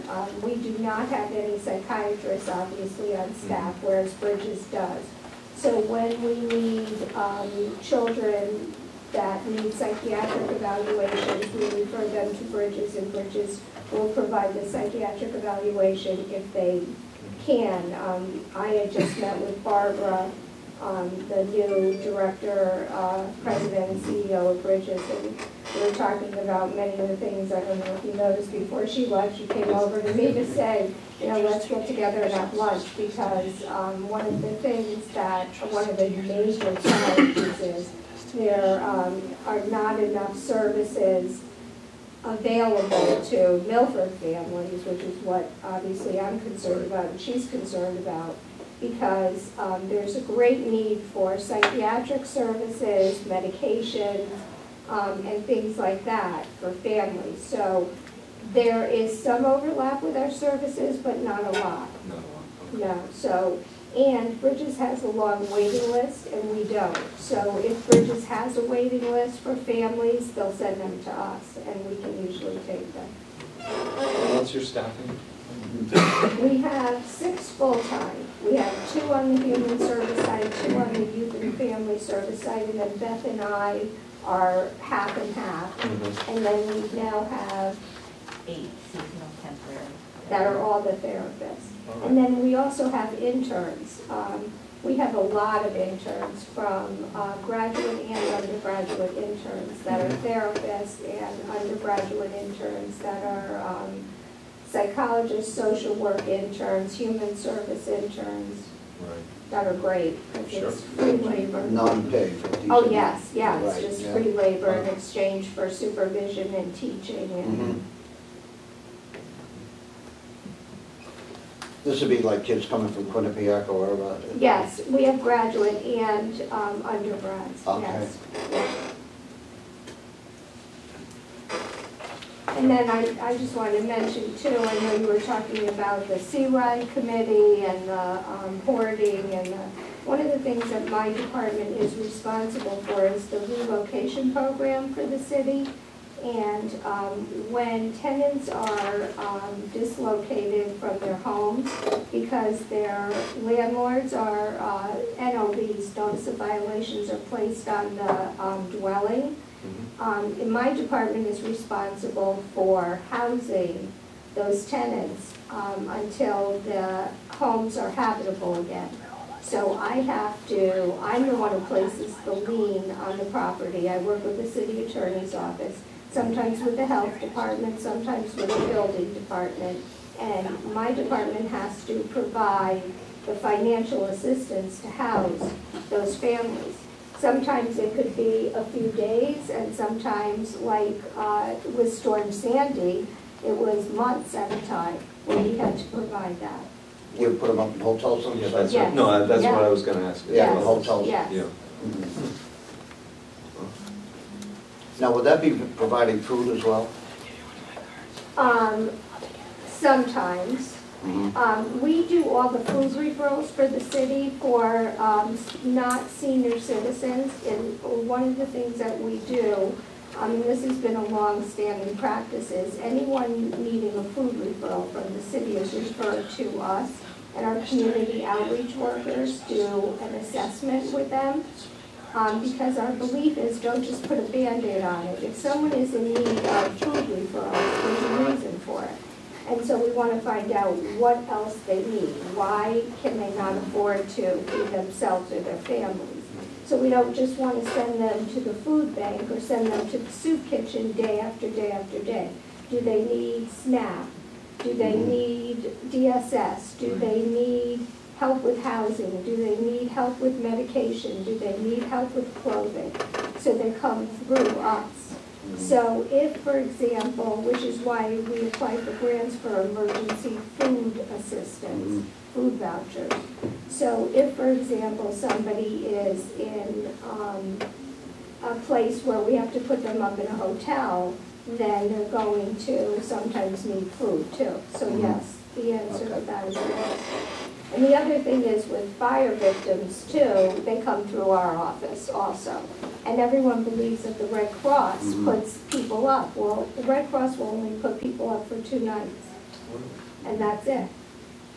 And it was interesting because I saw an article in the paper how Milford Red Cross, not Milford Red Cross, but the Red Cross helped Milford families and put them up. And well, they only put them up for 2 nights. And then the families called us and said, where are we going to go? Does the Red Cross refer them to you? Yes. They do. Yes. Any other questions? No, I'm all set, thank you. Thank you. Very Thank good, I you. appreciate you waiting. Thank you. Okay, we are skipping Milford Progress, correct? That's right. Okay. Next is Milford Historic District, 4818, it's on page 90. I don't see a representative here, but if you have any questions, I'm happy to help answer. The majority is for the secretarial piece.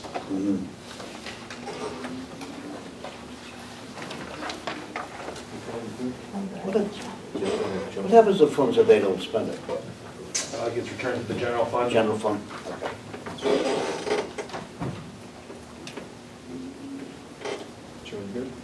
That's it. Okay, no, just, next is 4820 Milford Historic District 2. It's on page 91. Yeah. Any questions? Okay. Next is 4822, the Cemetery Association. Good evening. Good evening. Yes, sir. James Beard, President. How you doing? It's on page 91.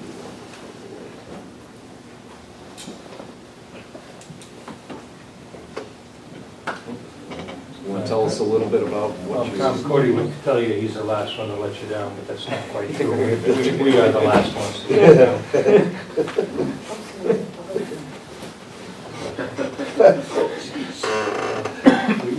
With your grant, we maintain the, what's called the historical part of the old Milford Cemetery, which is obviously quite integral to the history and to the quality of life of Milford.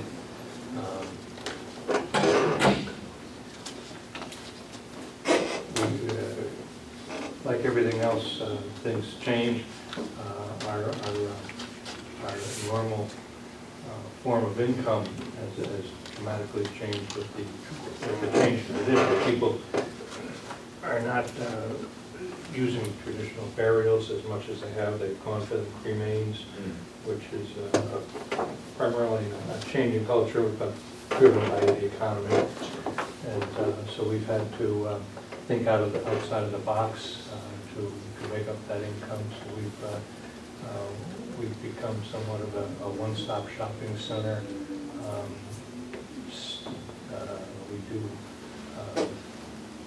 We offer services now that traditionally the funeral services have offered, and that's something we're quite proud of, but because that's part of the local economy, but it's something we've had to do to make up for the change in tradition and the change in the impact of our lives. So we struggle. We operate at a little bit of a loss each year, but we're fortunate to have a trust fund that kicks off a little bit of income, so we steal from that. But that's part of that trust fund is for the perpetual care. And we've used that also to acquire what we call the elder property, which is for the future of Milford. So, however, there's good news and bad news with the cremains.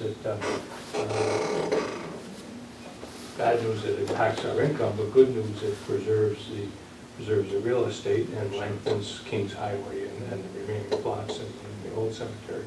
So it pushes out that need for the elder property a little bit further. Yeah. I want to talk about... Well, I'm dying to hear about the time capsule. Well, Downburn has been, this has No been... pun intended. Yes. There's a similar monument up in Danbury, up in that... Anyway. Bristol. And there's been rumors that there's a time capsule in this thing. So we had Nick Bellatini come down and radar, and there is a space, some kind of space inside. Okay, and however, as president, I was adamant that I wouldn't let, and I've been trying to keep this quiet because I was afraid of vandalism, I was afraid of midnight, the people going there and taking a look, and I didn't want the integrity of the stone damaged, and so I've been careful about how that was approached. Dick Bellatini came up with an idea this past season, and he suggested that it was either through Quinnipiac or New Haven. He had a team of people that would drill a hole and put the camera in like the spy people do. Right. And so they came down and did that, and lo and behold, there's nothing there. So we don't know whether it's an air shaft or why it's there, but there's nothing there. Nothing there. And so it was nice because they were able to restore that little hole without doing saw cutting, which I was concerned about. Sure. Destroying the integrity of the stone and restoration, and who's going to be responsible, and so on and so forth. So, But Jim, it was in the newspaper that they did have a time capsule. The article that reported the dedication of the monument back in 1851 said that the... I don't know what to tell you now. But they said it was under it. They didn't say it was in it. But this isn't the forum to discuss it, and people have been waiting since 6:30. Sorry. Is there any questions? No, I'm all set. Thank you. Thank you. Thank you very much. Okay, next is Department 4142, Department of Permitting and Land Use, and it's on page 27.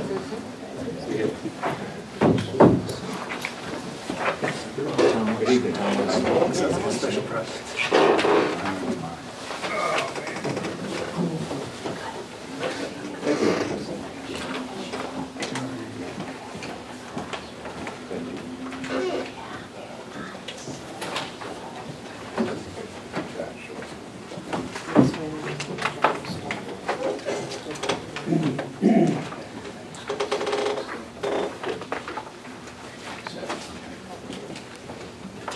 Joe Griffith, I'm the Director of Permitting and Land Use.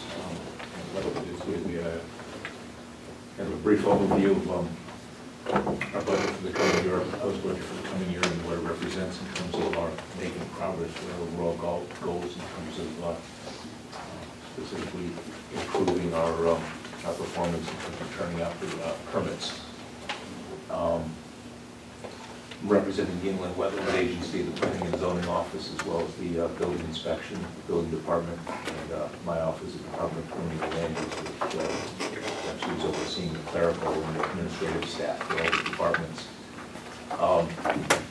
What I've done in the handout that I've given you is, in addition to just a general overview of where we're at, I've also incorporated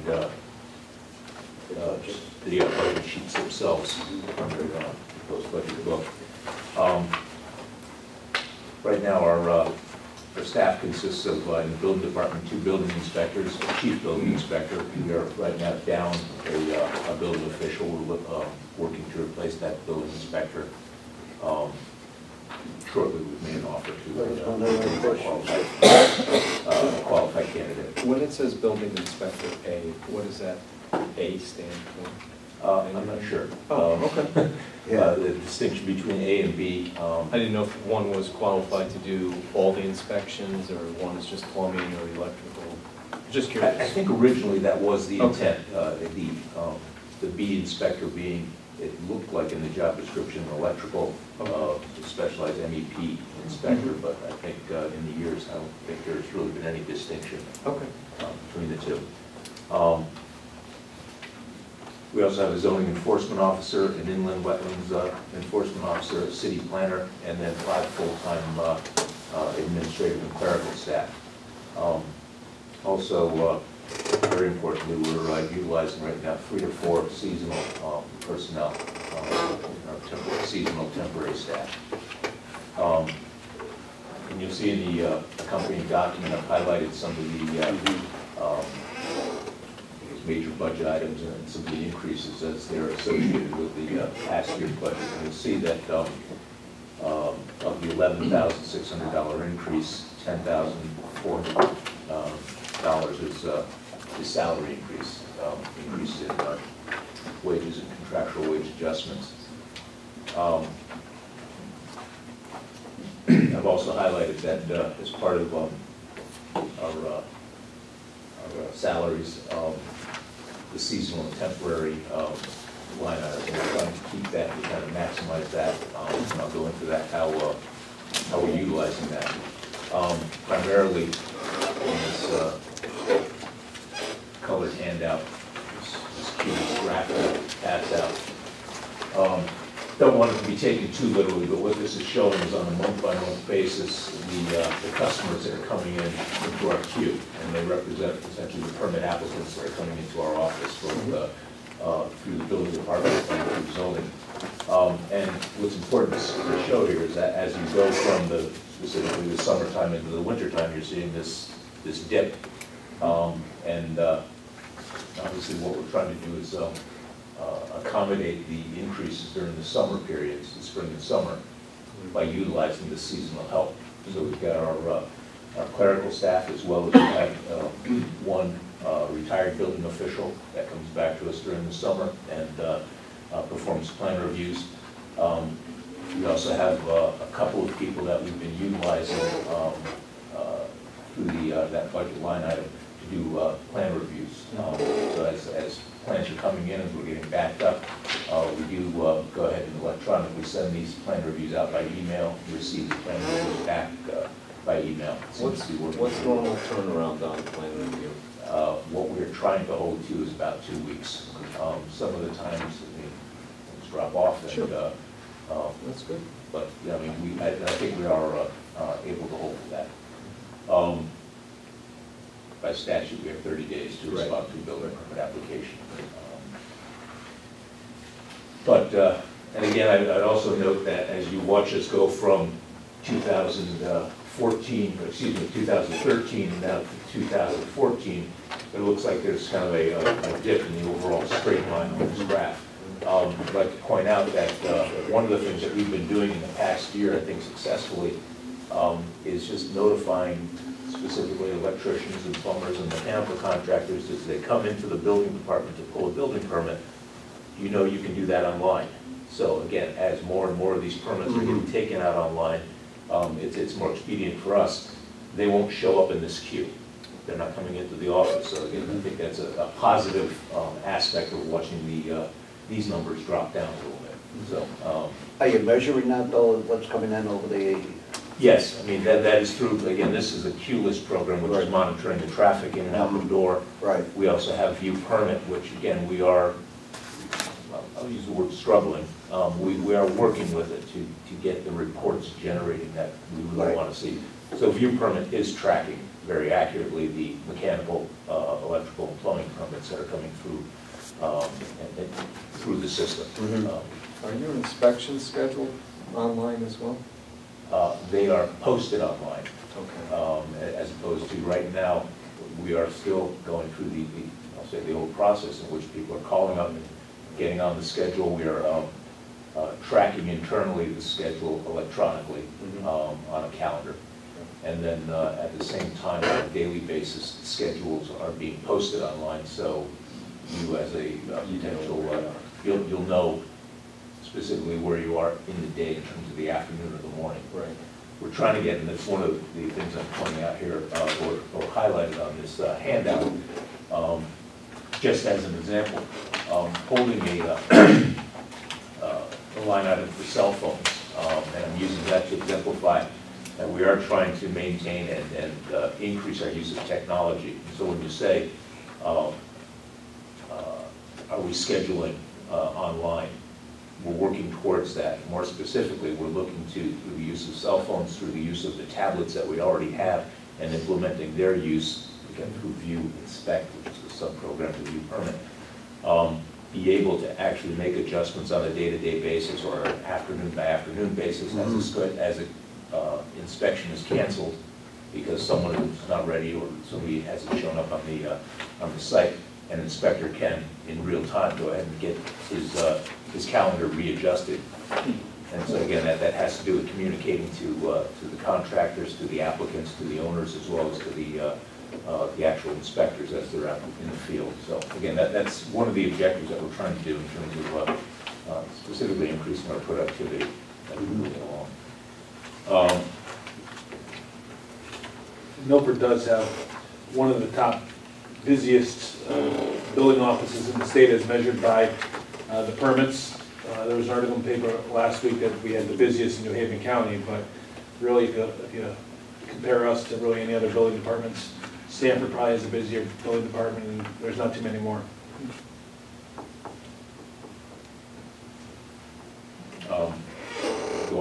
Our staffing objectives, as I indicated, we lost a building inspector in November. We took another position. Right now, we do have what we believe is a really well-qualified applicant that we've made an offer to. We're looking to fill that position and have him start in March. And then, as I indicated, with the fluctuating demands throughout the year, our objective is to have the pool of qualified building inspectors as well as administrative staff that we can tap and call in as our demands. We know they're going to increase specifically in March and April and remain high throughout the summer.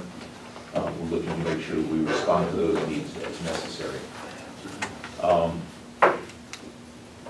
Another thing that we have developed, we've implemented is the in response to the Kimball report, the implementation. We now have a temporary staff, a young lady, working with our secretary, Chris Angelica, who's been with us for 18 years. And they are filling the role of a concierge in reception. So specifically, she is out there at the front desk. She's actually started this week.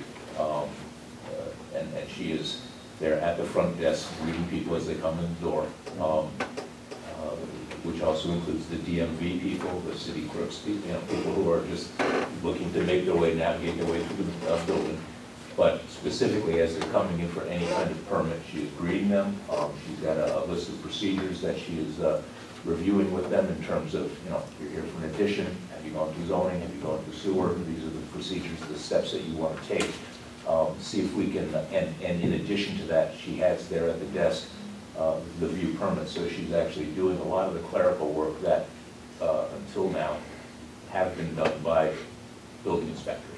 And again, it makes sense that if you've got a limited staff of building inspectors, use them to do plan reviews, use them to do inspections. Let the clerical staff input the information, input the data into view permit. And so again, I'm enthusiastic about the way that is developing and hope to see it really take off and see some benefit from it.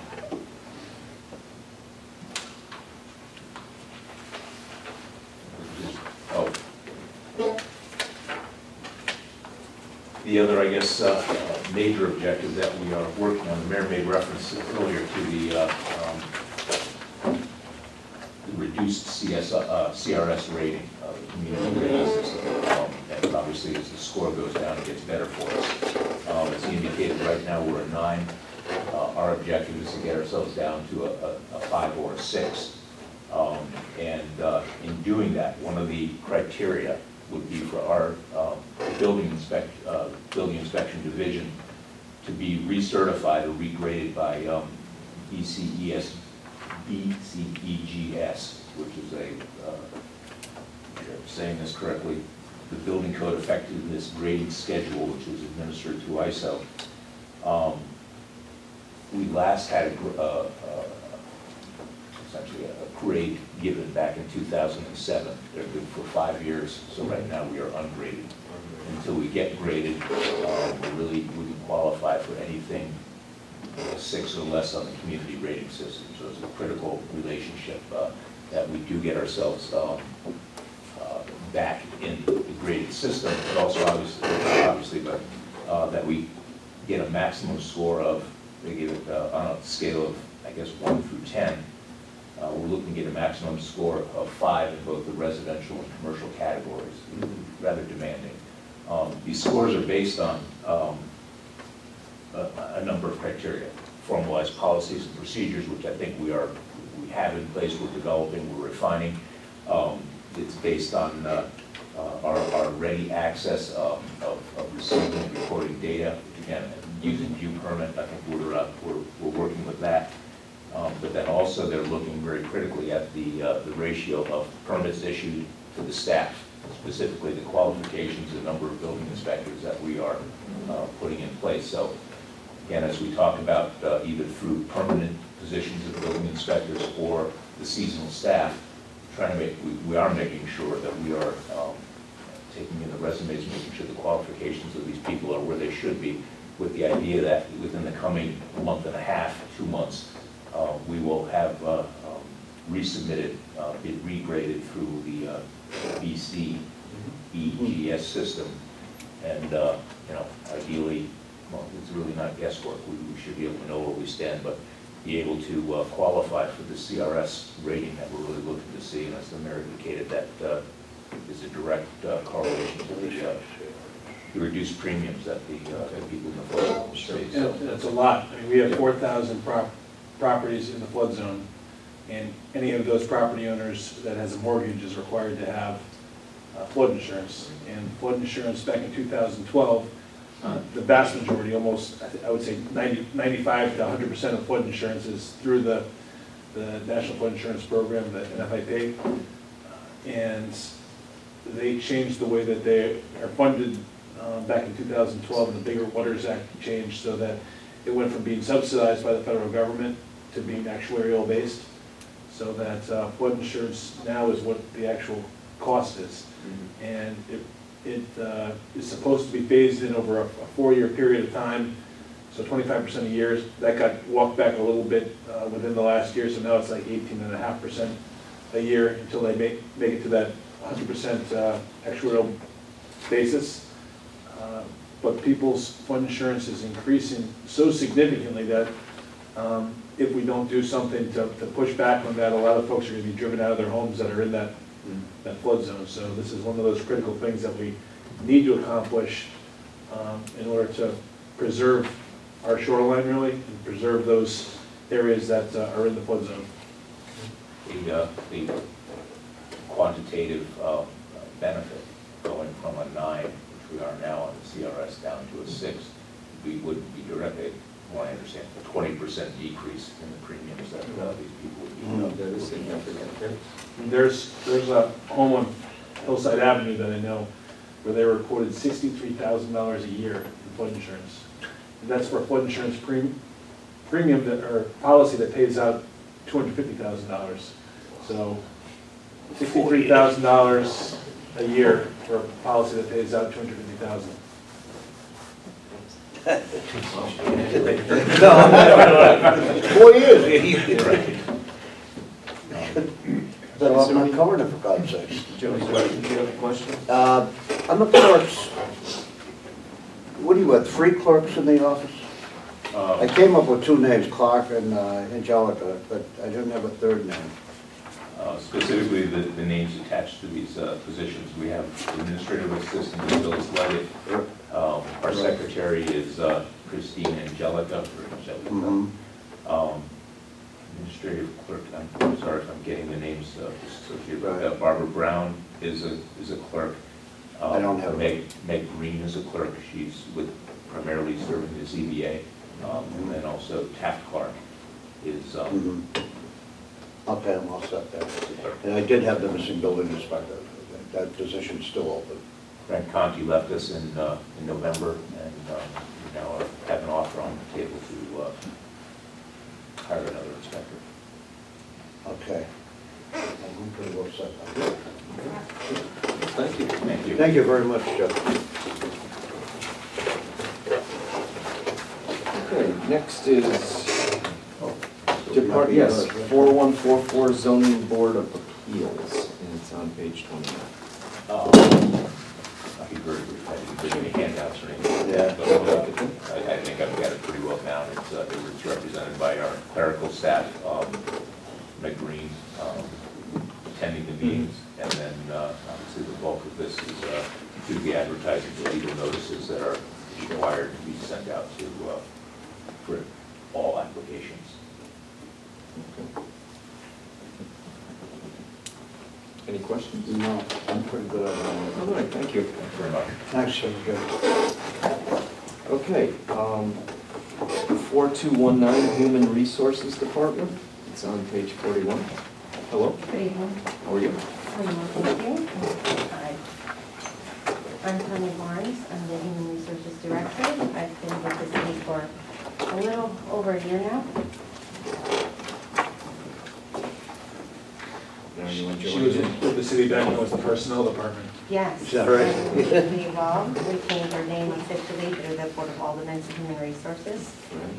I have some handouts in terms of, there's some changes from my presentation on the budget.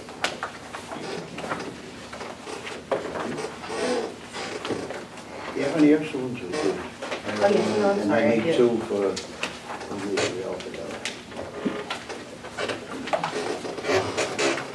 Let's see, what do we got? 2.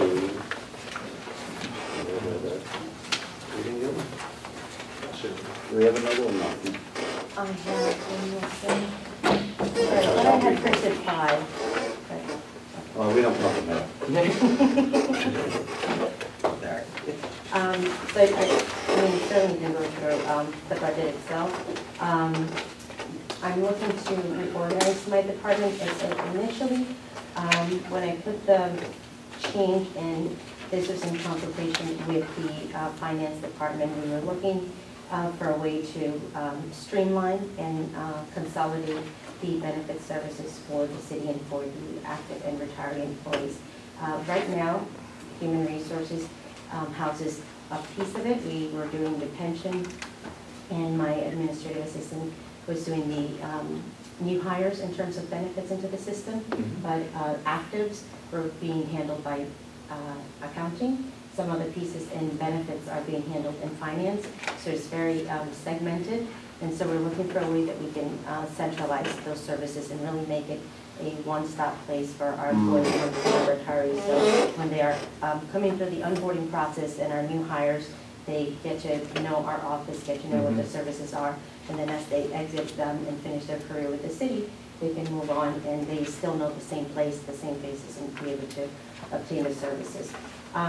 So I did have a pension administrator as part of my office, but after this budget was printed, she has left the office, which created a vacancy. And so I decided that probably the best way to move forward would be to take this opportunity and eliminate the pension administrator, which just focused on one piece, and create the benefits specialist, which, as you can see from the job description, is a more comprehensive position that not only handles pension benefits, but handles medical, life insurance, and so forth. Okay, I'm sorry, you have the pension administrator Correct. here, so that person is still there? No. No, I see it here. Correct, because when I put my initial proposal, Okay. she was in the office, yes. Okay. One of the other things driving this reorganizational recommendation is the Affordable Care Act. There are a lot of new requirements and demands that are going to be thrust upon employers because of, especially in 2018. But in order to prepare for that, in order to accommodate some of the issues that are making their way through the system, we've never really had a benefit specialist. It's all been part of Peter's responsibility. And most towns, it's within the Human Resources Department. It's disjointed to have it in finance, and it also creates issues and time lags, and doesn't allow them to focus on the mission of the finance department, which is, you know, multifaceted, but this is actually putting this task really in the Human Resources Department, where most, if not all, other municipalities have it. As the mayor mentioned, also in 2016, we're going to have to come out with reporting that we would have to be doing in collaboration with finance, but and your W-2 forms now, we have to put all sorts of new reporting that needs to be generated. So that is going to require people with a little bit more specialty that have that background, that have worked and done business, benefits administration. And part of that, moving the office, we've, over the last year, I've taken on a lot of new initiatives that were never part of the office. We've created a wellness committee, we've created an Employee of the Month program. We have conducted a dependent eligibility audit. We did outsource a company to provide those services.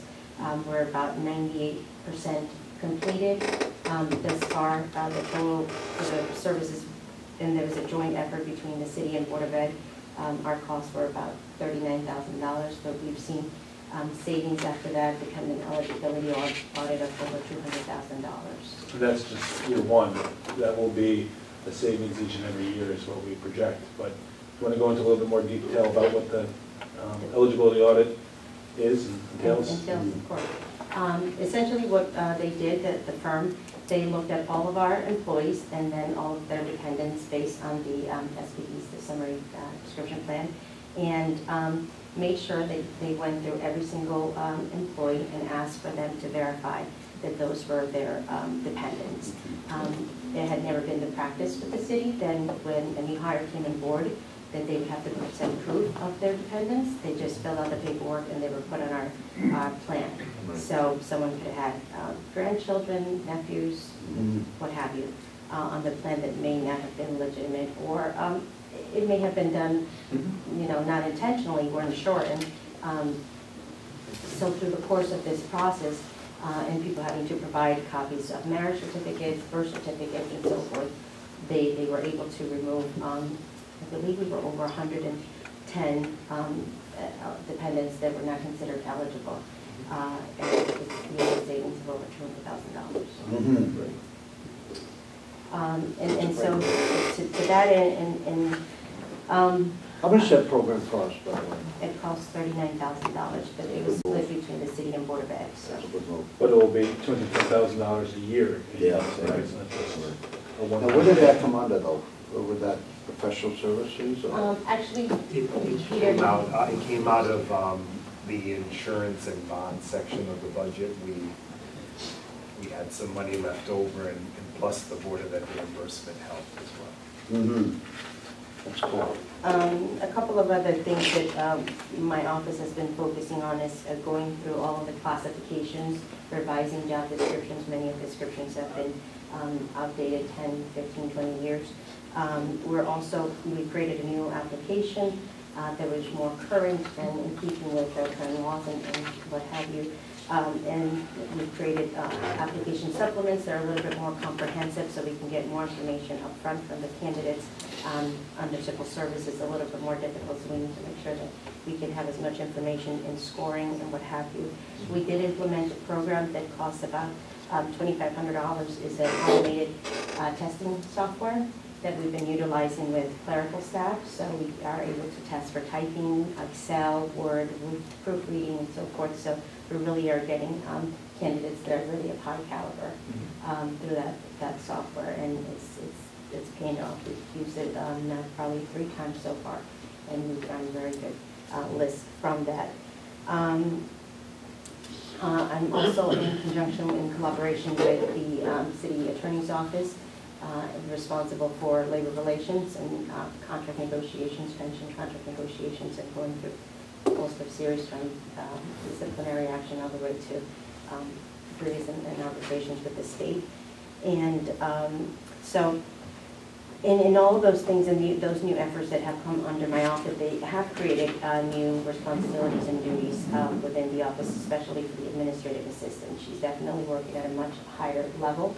And so one of the things that I wanted to consider through this reorganization was changing that job description from an administrative personnel position to a human resources generalist. Again, it's a little bit more comprehensive. It's focused more in the human resources functions and principles and disciplines. In the proposal that I've put together, there's still net savings of about $5,300. That would be because the new hire that would come on would be coming at the minimum of the range. That would allow for that small increase to the upgrade and the job description to take on the new responsibilities under human resources generalist. And it is just elevating the office and the functions to a more professional and more keeping with the industry standards. My request to all the departments is that reorganization had to come with either cost savings or be cost neutral. So Peter, for this, since there is a new recommendation for the final vote, would you be able to generate a final adjustments to the printout? Yes, I will submit a technical correction to page 42, and it will be revised. For you folks to consider. Yeah, for your review and consider. Under the regular budget, everything pretty much stayed the same. The increase mainly was in test and evaluation, and that was to compensate for the maintenance fee of my software. It's about $500 a year. Also looking to improve on our testing and in general, if you try to purchase an exam, a civil service exam, or even rent it, they begin at about $500 because they're normally, if you rent a test, it's $395 and $10 per candidate. We've been getting many candidates. Most recently, we posted a position for maintainer, and we have over 90 applications. So those can be very costly, and so we're trying to, little by little, figure out a way to bring in new, more updated tests that we can utilize. Any questions? No, I'm in good shape here. Thank you. Thank you very much. Thank you. I'll stay. I have 2 more commissions to speak on. The pension board, I'm assuming? Yes. Okay, 4145 is the pension board. It's on page 30.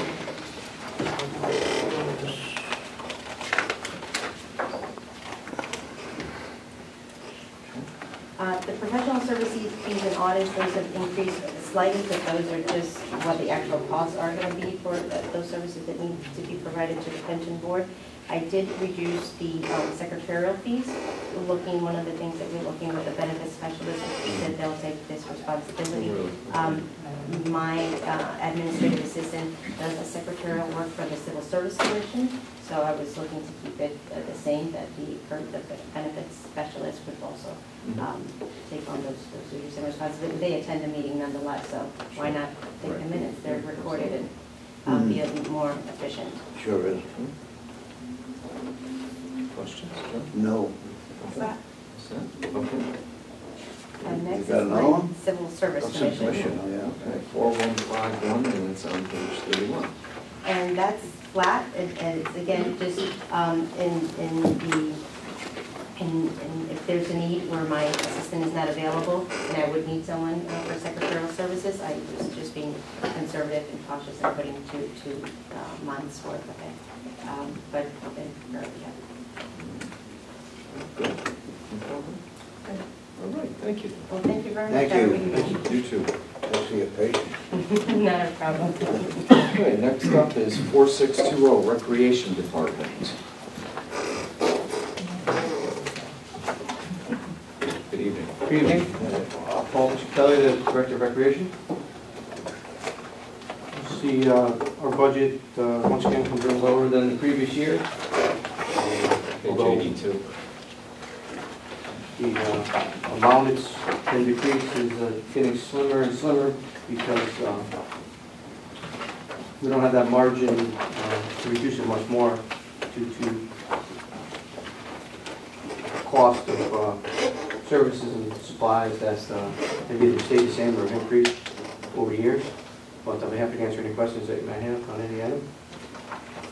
The biggest probably cost increase for this department is seasonal temporary employees with the new increase in the minimum wage, eventually up to 1010. It affects the lifeguards and the camp counselors and the other staff that are Approximately hired. 200 seasonal employees got hired. So that 340 figure is the same as it was last year, and we're able to change some hours of the lifeguards and get a little more creative in our scheduling to keep within that number. Even with the increase in minimum wage this year, we'll be able to do it, but January 1st next year, minimum wage goes up again. So we'll have to look at that figure once again and see where we fall. There'll be 2 more minimum wage increases. I see it says, just what you have park improvements, what would that be? Those are redoing playgrounds or repairing playgrounds, tennis court benches, tennis nets, yeah, general maintenance of recreation facilities. Our goal is to replace at least 1 playground a year through this one. Okay. Then we Which use area other- was that? we use other budgets, things like community development block grants and other grants to hopefully do more. Oh.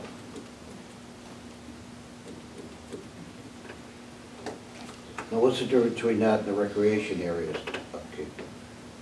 Recreation areas upkeep is more for maintenance issues. The other one is more for purchasing of equipment. So playground mulch to go underneath the swings, and tennis court nets, basketball nets, things that, Oh, yeah. everyday items that you need to replace comes under the upkeep.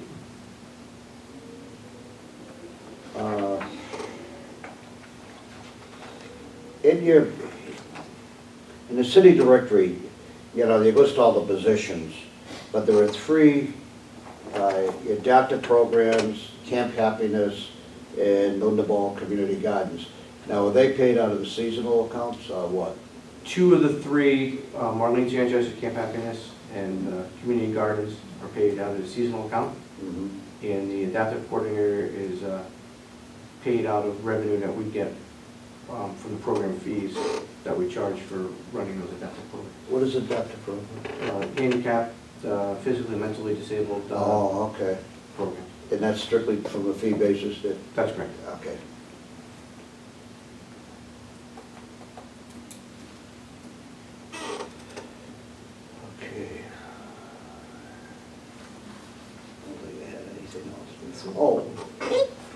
You have a truck now, right? That's right. Now, what does that come out of?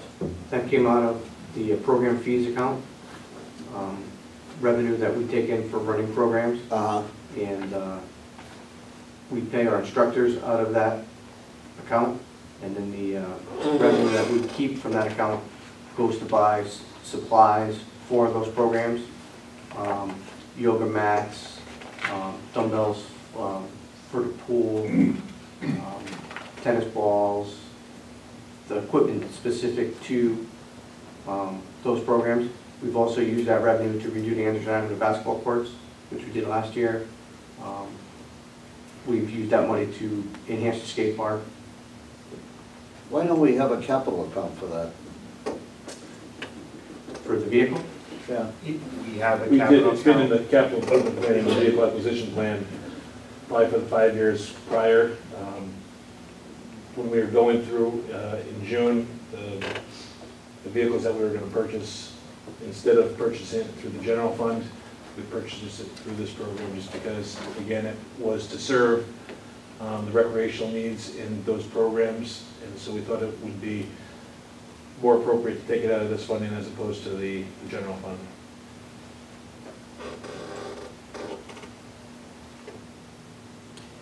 How do we have an accountability of that in this system?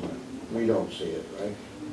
You see it, I mean, we oversee it in finance. It's a separate fund. It's reported in the city's financial report as a special revenue fund, but we oversee it. We classify it as a capital outlay, and when the city accountant does a fixed asset review, it doesn't matter whether it's the general fund or the special revenue fund, it's all capital assets, capital outlay. And the annual financial report, which you get a copy of each year, right there, it appears in that.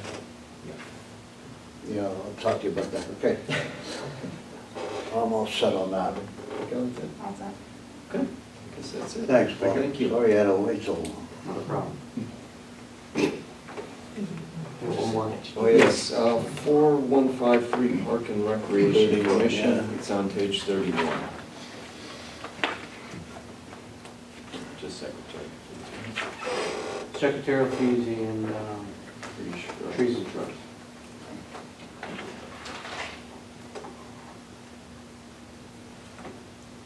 Are you getting the trees from the tree commission or no? We get the trees for the tree commission. We work with them. They specify what they want from whatever vendor they're using, and then we pay for them. That's how we did the trees on the green last year. Oh, yeah. Prior to Christmas, we did about 13 trees, and that's why the number this year is lower than it was last year. Yeah, We did a right. major replacement.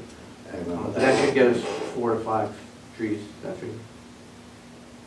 Do you bid out to local nurseries to get those trees? They work with a bunch of nurseries, so then they just forward information to us. Are you involved with the new playground, the Newtown playground? I don't know what they call it now. Yes, the Mattioli playground. Yeah. Yes. Now you have to maintain that and. Right, that's a city playground, was turned over to the city, similar to the one at Eisenhower Park. Yeah. So the city is responsible for maintenance of it. The fire department union has also taken some ownership of that playground, and you'll see them out there doing some work in the spring. Yeah. And there will be another 5K race on March 21st of this year in honor of James, which the family set up a scholarship fund through the Board of Education. So that money will go to the scholarship fund and perhaps offset some of the cost of maintaining the playground. It's worth the money, sorry. It's really beautiful. Any other questions? No, I'm all set. Thank you. Okay, thank you. Good night. Thanks again. Okay, next is 4157, the Harbor Management Commission. It's on page 109.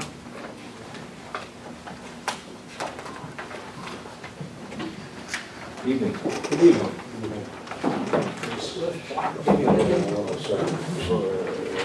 What are we doing? That's the general. We're on 10. Mayor, I made a wave. I didn't realize it was you and your family heading in the other direction. Okay. I was up at Bradley the other night. Well, so. Oh, yeah, and I did see it. Right. Where you were, I thought you were headed out, but eventually you headed towards the flight. But anyway, I saw you.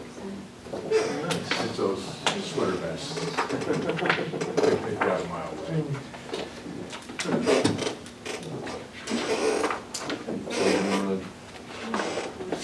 You know what?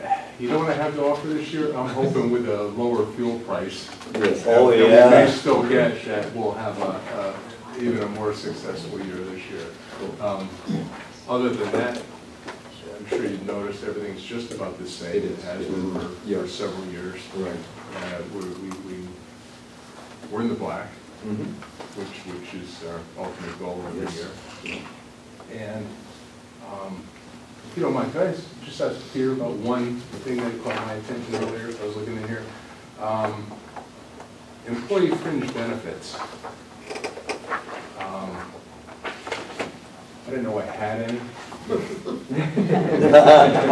Well, what exactly is that? Well, when you used to have more of it, when you had the other position of office manager, and once that position went vacant and was pretty much eliminated, the line items disappeared, but the FICA just covers the seasonal temp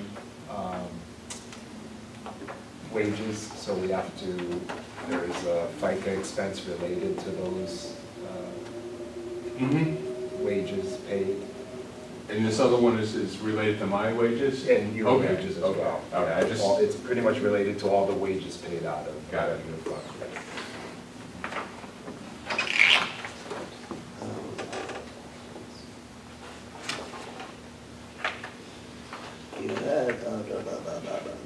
Where is it? As you recall, for the revenue side, we lost a big revenue generator in the pilot grants in the state a couple years ago. They phased it out. At one point, we were getting 50% of all boat registration fees. For the municipality was, and Milford being a municipality where there's a lot of boats registered because we have a recreational harbor. We were generating about $75,000 to $100,000. It was a fixed number of like 73 and change. But I think that was 3 years ago now. We lost that. But like I said, we're still in the black. Still in the black. I'm just curious, you had a freezing, de-icing this system. What do we use that for? Is that for the boats, the fishing boats or anything? No. Well, we have a bubbler system in that's operating right now, and that is to replace, we have the underwater propellers, which push water to melt ice. And that's in there every year in the event I gotta run out and get a couple extra, if we have a really bad year. Yeah. Is it run the whole length of the marina? Well, the bubbler system that we have now does, but we get by with it. You know, the last one, I splintered a 2x4 over the last couple of days, just breaking ice. Oh, yeah. But other than that, we protect the docks, okay. Yeah, I was just curious about. And you'll see that in there every year. Yeah, I know it, and I just don't recall. Yeah, they make three-quarter, they're three-quarter horse electric motors that you actually string down into the water. That just pushes. Yeah, it works beautifully. It does. We done with channel markers? What was the story? No, we're gonna replace them this year. We have like 200 in the budget. That's for, well, no, we're gonna replace them this year from this year's budget. This will go into I effect got in you. July. Yeah, So, okay. and then we'll just, that's typically that 200's in there in case we have to replace decals on them. Okay. That was picky of stuff I was just looking at. Any questions? We're good. Very good. Very good, thank you. That's right. Thank you. Appreciate it. We'll see you down there. How's the reservations coming in this year? Good, good. A couple new groups. Oh, great. You know, who want to come in, you know, and typically they bring, 12, 14, 16 boats. Well, we finished the wet log project, we'll have the New York Yacht Club come in. That'd be nice. Right? Yeah. Maybe invite them. And then that Father's Day weekend's turning, that's going to be a big deal every year. Good. So that's nice. So Thank you. Thank you again. See you down there. All right, next, 4112 elections. And it's on page 14. You're going. When you're the last folks, I think you get the easiest questions. So. Okay, good. Good. Reassuring. Sure. I'll come over. Thank you for bearing with us. Oh, no. Kathy, I think that next year it should be reversed so that the people I'm that just have Yeah, that's what I Mary did. Remember that. Remember that. Yeah, right. I'll remind you. You're not the first department. We'll try to, take turns each year. At least throw it in a bag. Yes, we'll make some. How are you? Good, Joy, how are you? Very good, thank you. So elections. Yes, election. I'm going to let the register of voters Yes. handle the elections account. Carrie, do you want to? I don't know if you want us to give you an overview of the difference between what comes out of our account and what comes out of the elections account, or do you have specific questions already? I'm not sure how you want. Why don't you tell us the difference in what comes from where? Okay, well, generally speaking, elections pays for the things that happen on or very near election day. There's obviously setup that goes into a few days before where we move supplies out to the polling locations, we hire the poll workers, and then we move supplies back. All of that comes from the elections account, as does replacement of memory cards that run the tabulators, programming of the memory cards for the different elections and who's on the ballot. Anything that, like the voting booths themselves, the ballots, anything that goes into that day comes from that account. And one of the concerns that I have for this particular budget, and it's taken me, I've been here a couple of times as the deputy, and now Deborah and I are both the newly elected registrars. I always forget in this particular budget, we have the potential for the municipal primary, which is oddly held on a Wednesday this year because of the Labor Day and Rosh Hashanah holidays happening on Monday. And then the municipal election, and then the presidential preference primary will also occur. So I know that it seems like we come to you and say we are a very bare bones budget, but I assure you, this will be a very bare bones budget. And as Linda used to say, if you don't believe me, I'll just come back and ask for the money we need to cover. And the state keeps putting more mandates on the elections, as far as absentee. We're very thankful that that didn't pass this year because it was going to put a lot more man hours on both their office and the city clerk's office. So we were very thankful that that did not get passed. Election day registration, however, did get passed, and it's been running very successfully. But we probably, and I underestimated that by about 3 times. We were thinking somewhere between 50 to 100 people, and we've gotten well over 200. And so now we need to expand that out. We can't service that many people on election day out of our office. There's just not enough space and people. We have lines out in the hallway, and we really, we're going to need additional staff to do that. And it's only going to get worse for the presidential. At least that's, that we haven't been through the 4 election cycles yet with election day registration, but all indicators are that we'll be close to 600 based on what was done for presidential ballots. They never stopped. They never ever stopped the whole entire day. Yeah, and so just to do 200 people we had 4 extra staff on the day, we're going to probably have to double that. So there's just these little things like the maintenance of the tabulators. The state, these are the things you have to use. This is here. We're going to give you the money, and then just like Ray said, now they're not giving us the money for that. So does your request reflect you anticipating a primary? Yeah. It does. Yeah. And I'd like to say that we won't have a municipal primary, but we had that last time. We had a municipal primary in the 2nd district. The presidential primary will fall within this budget. Right, and we definitely will have that, as both parties will have an open seat, so both parties will have a presidential preference primary. So even if we get lucky and we don't have a municipal primary, we will have that presidential. And how often do the machines have to be serviced? Every year. Tabulators. Every year. So they just send them somewhere and they come? No, somebody comes to us. They come here? Yeah. Okay, so every year they go through every machine? Yes. Basically, and Yes. just check to make sure? And they it's charge us? working?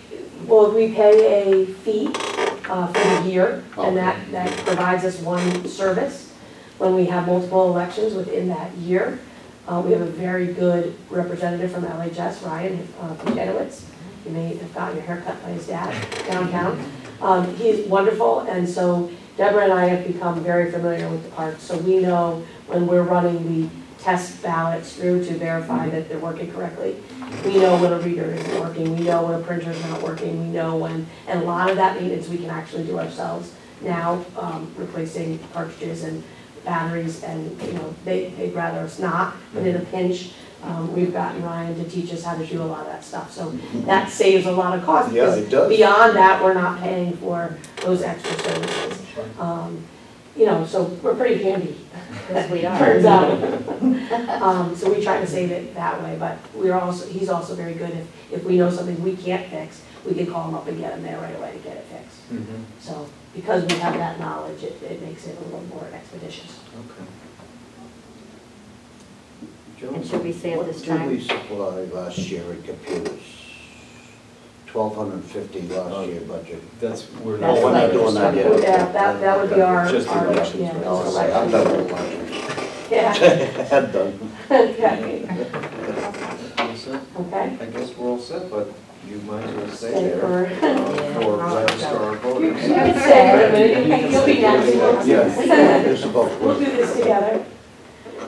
Now we can answer your questions about the. Yeah, the computers, 1,250 last year, 6 out of 1,000 now. Well, we have had a discrepancy in the computer software that we use. We're not all on the same software. And so, in fact, we were on 3 different versions. So we were able last year with the extra funding to get us all up to 2 versions. And now this year we'll be getting a new computer with the upgrade. And that's instead of having 2 upgrades of software. And if you look, Peter, from an accountability standpoint, thought that it would be more appropriate to switch from 4796000 and put that money into the lower account. Yes. So it's in the one under the computer. Yeah, originally it was under computer software maintenance, but, traditionally across the departments, we've put it under computer, because when you get a computer, you're usually getting a software upgrade, a package that comes with it, and a monitor sometimes. You would put the software under computer? Yes. As a capital purchase. As a capital purchase. Oh, capital, I see, For that's capital, yes, for the citywide computer rotation capital purchase program. definitely.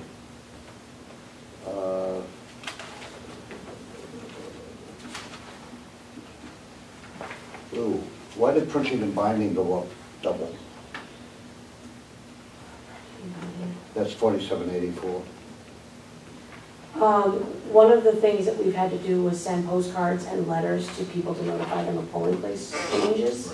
And this isn't really enough, to tell you the truth, because we are in a bind with primaries at Foreign High School because our elections are held in the cafeteria now to try to alleviate some of the walking complaints that we had, the distance of walking. Yeah, that's what I see. So we moved it to the cafeteria, which allows people to come in the new entrance and be much closer to the entrance and exit of the polling location.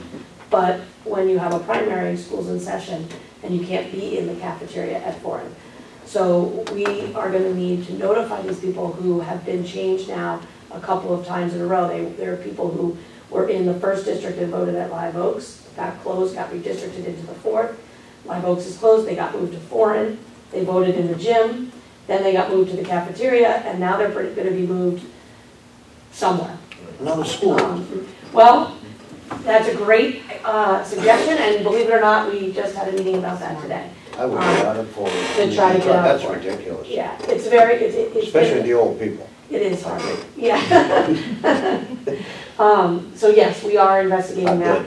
But there is a state law that says we have to be in the same building for a primary as we're going to be for the election. So we don't want to have a knee-jerk reaction like from the gym to the auditorium, to the cafeteria, whatever we pick, we want it to be something that is permanent, at least until the next redistricting. Right. So we are starting now in that process to find the right place to house the 7,000 voters that are in the 4th district and in the 117. You mentioned redistricting, is that? Every 10 years. Every 10 years. So we're somewhere in the middle of that now. Well, it was 2 years ago. 2 years ago, right? For the municipal sample, we redistricted. Right.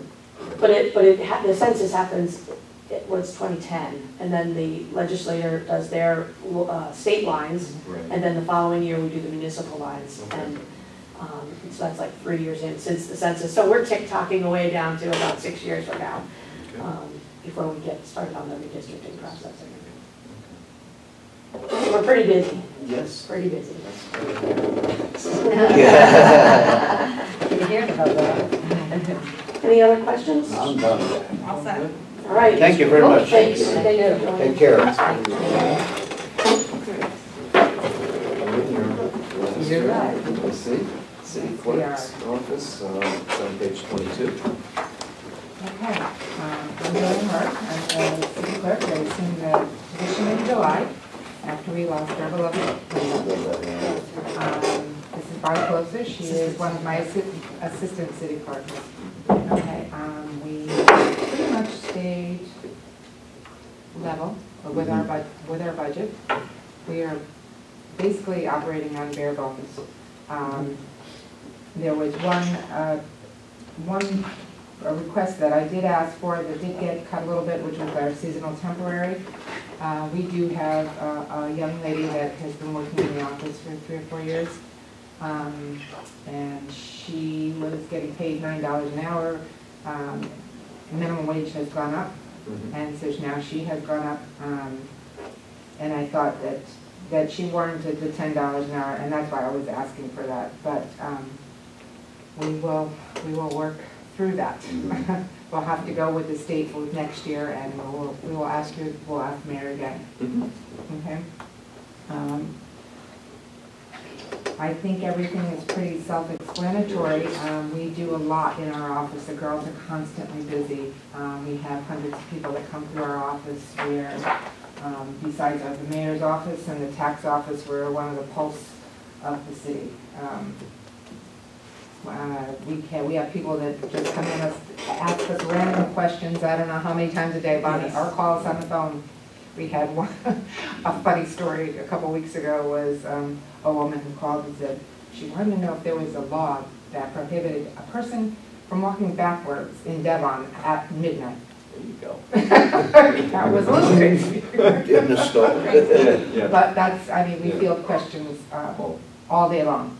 And some of it isn't necessarily ours, it's a lot to do with Superior Court, because when you call for information for the clerk of the court, they give the city clerk. Okay. I think information, when they don't know who to give it to, they give it to the city clerk. Yeah. So we get a lot of DMV calls, and we get a lot of Superior Court calls on top of our own and all the other departments. Right. Really have to A lot of know public everything that's Yeah. going on. You gotta put a kiosk up. Well, that's what. Well, they got that girl. As of this week, we have them. Oh, yeah? Yep, at the front entrance. Wow, I didn't go that way. Well, there used to be Well, it's not open after hours, but it's open during the business hours as of this week. Well, that's cool. But we're all waiting in suspense. Is there a law? No, not to my knowledge, anyways. I haven't found it in any ordinance or. We referred her to the police department. And I see you were looking for a security system. What is that? Well, we ran into some issues with our records in our vault.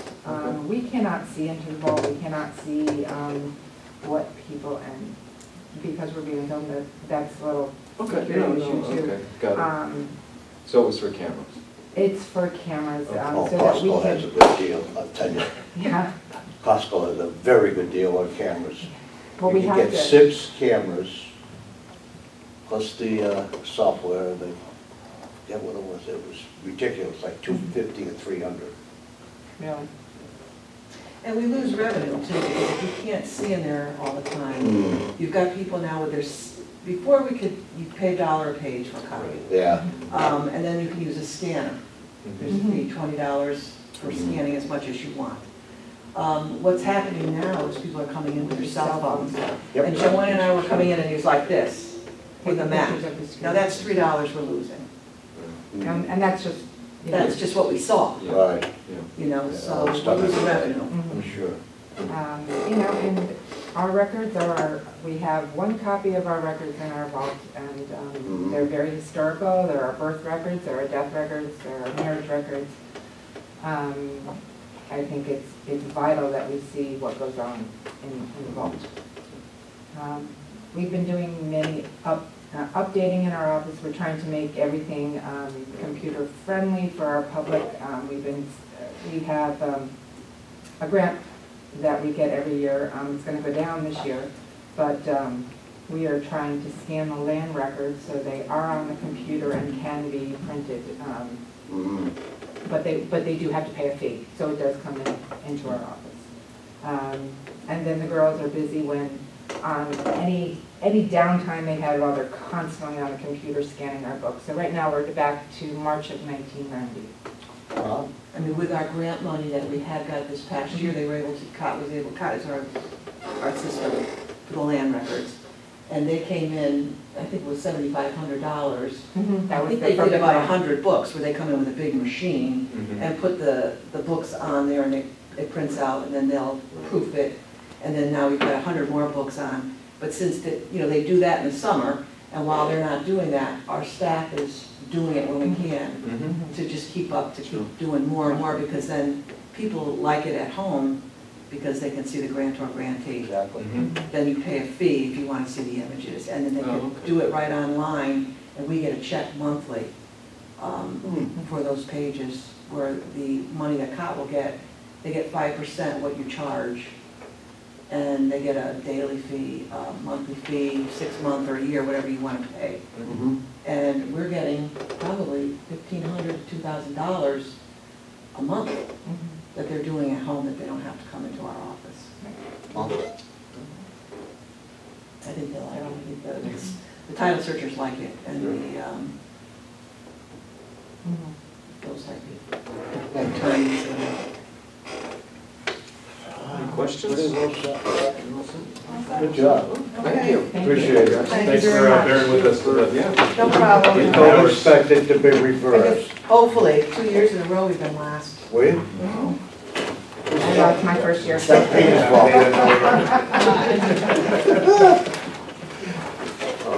Thank you very much. Thank you. I guess Good luck, guys. we're set, and we're going to go into recess, correct, until February 17th, and we will meet here at 6:30. Thank you, guys. One more question for you. There's a proposal for an open space department. The department really is only the open space salary item. There's no other line items other than that. It's not listed on this. Would you like the open space manager to either come at one of the next two meetings? I would say yes. Yeah, Sure. sounds good. Thank you. Sure, I get all the extra stuff. I knew you had a method in your madness. Public service. No more handwriting. Oh, BC, don't join.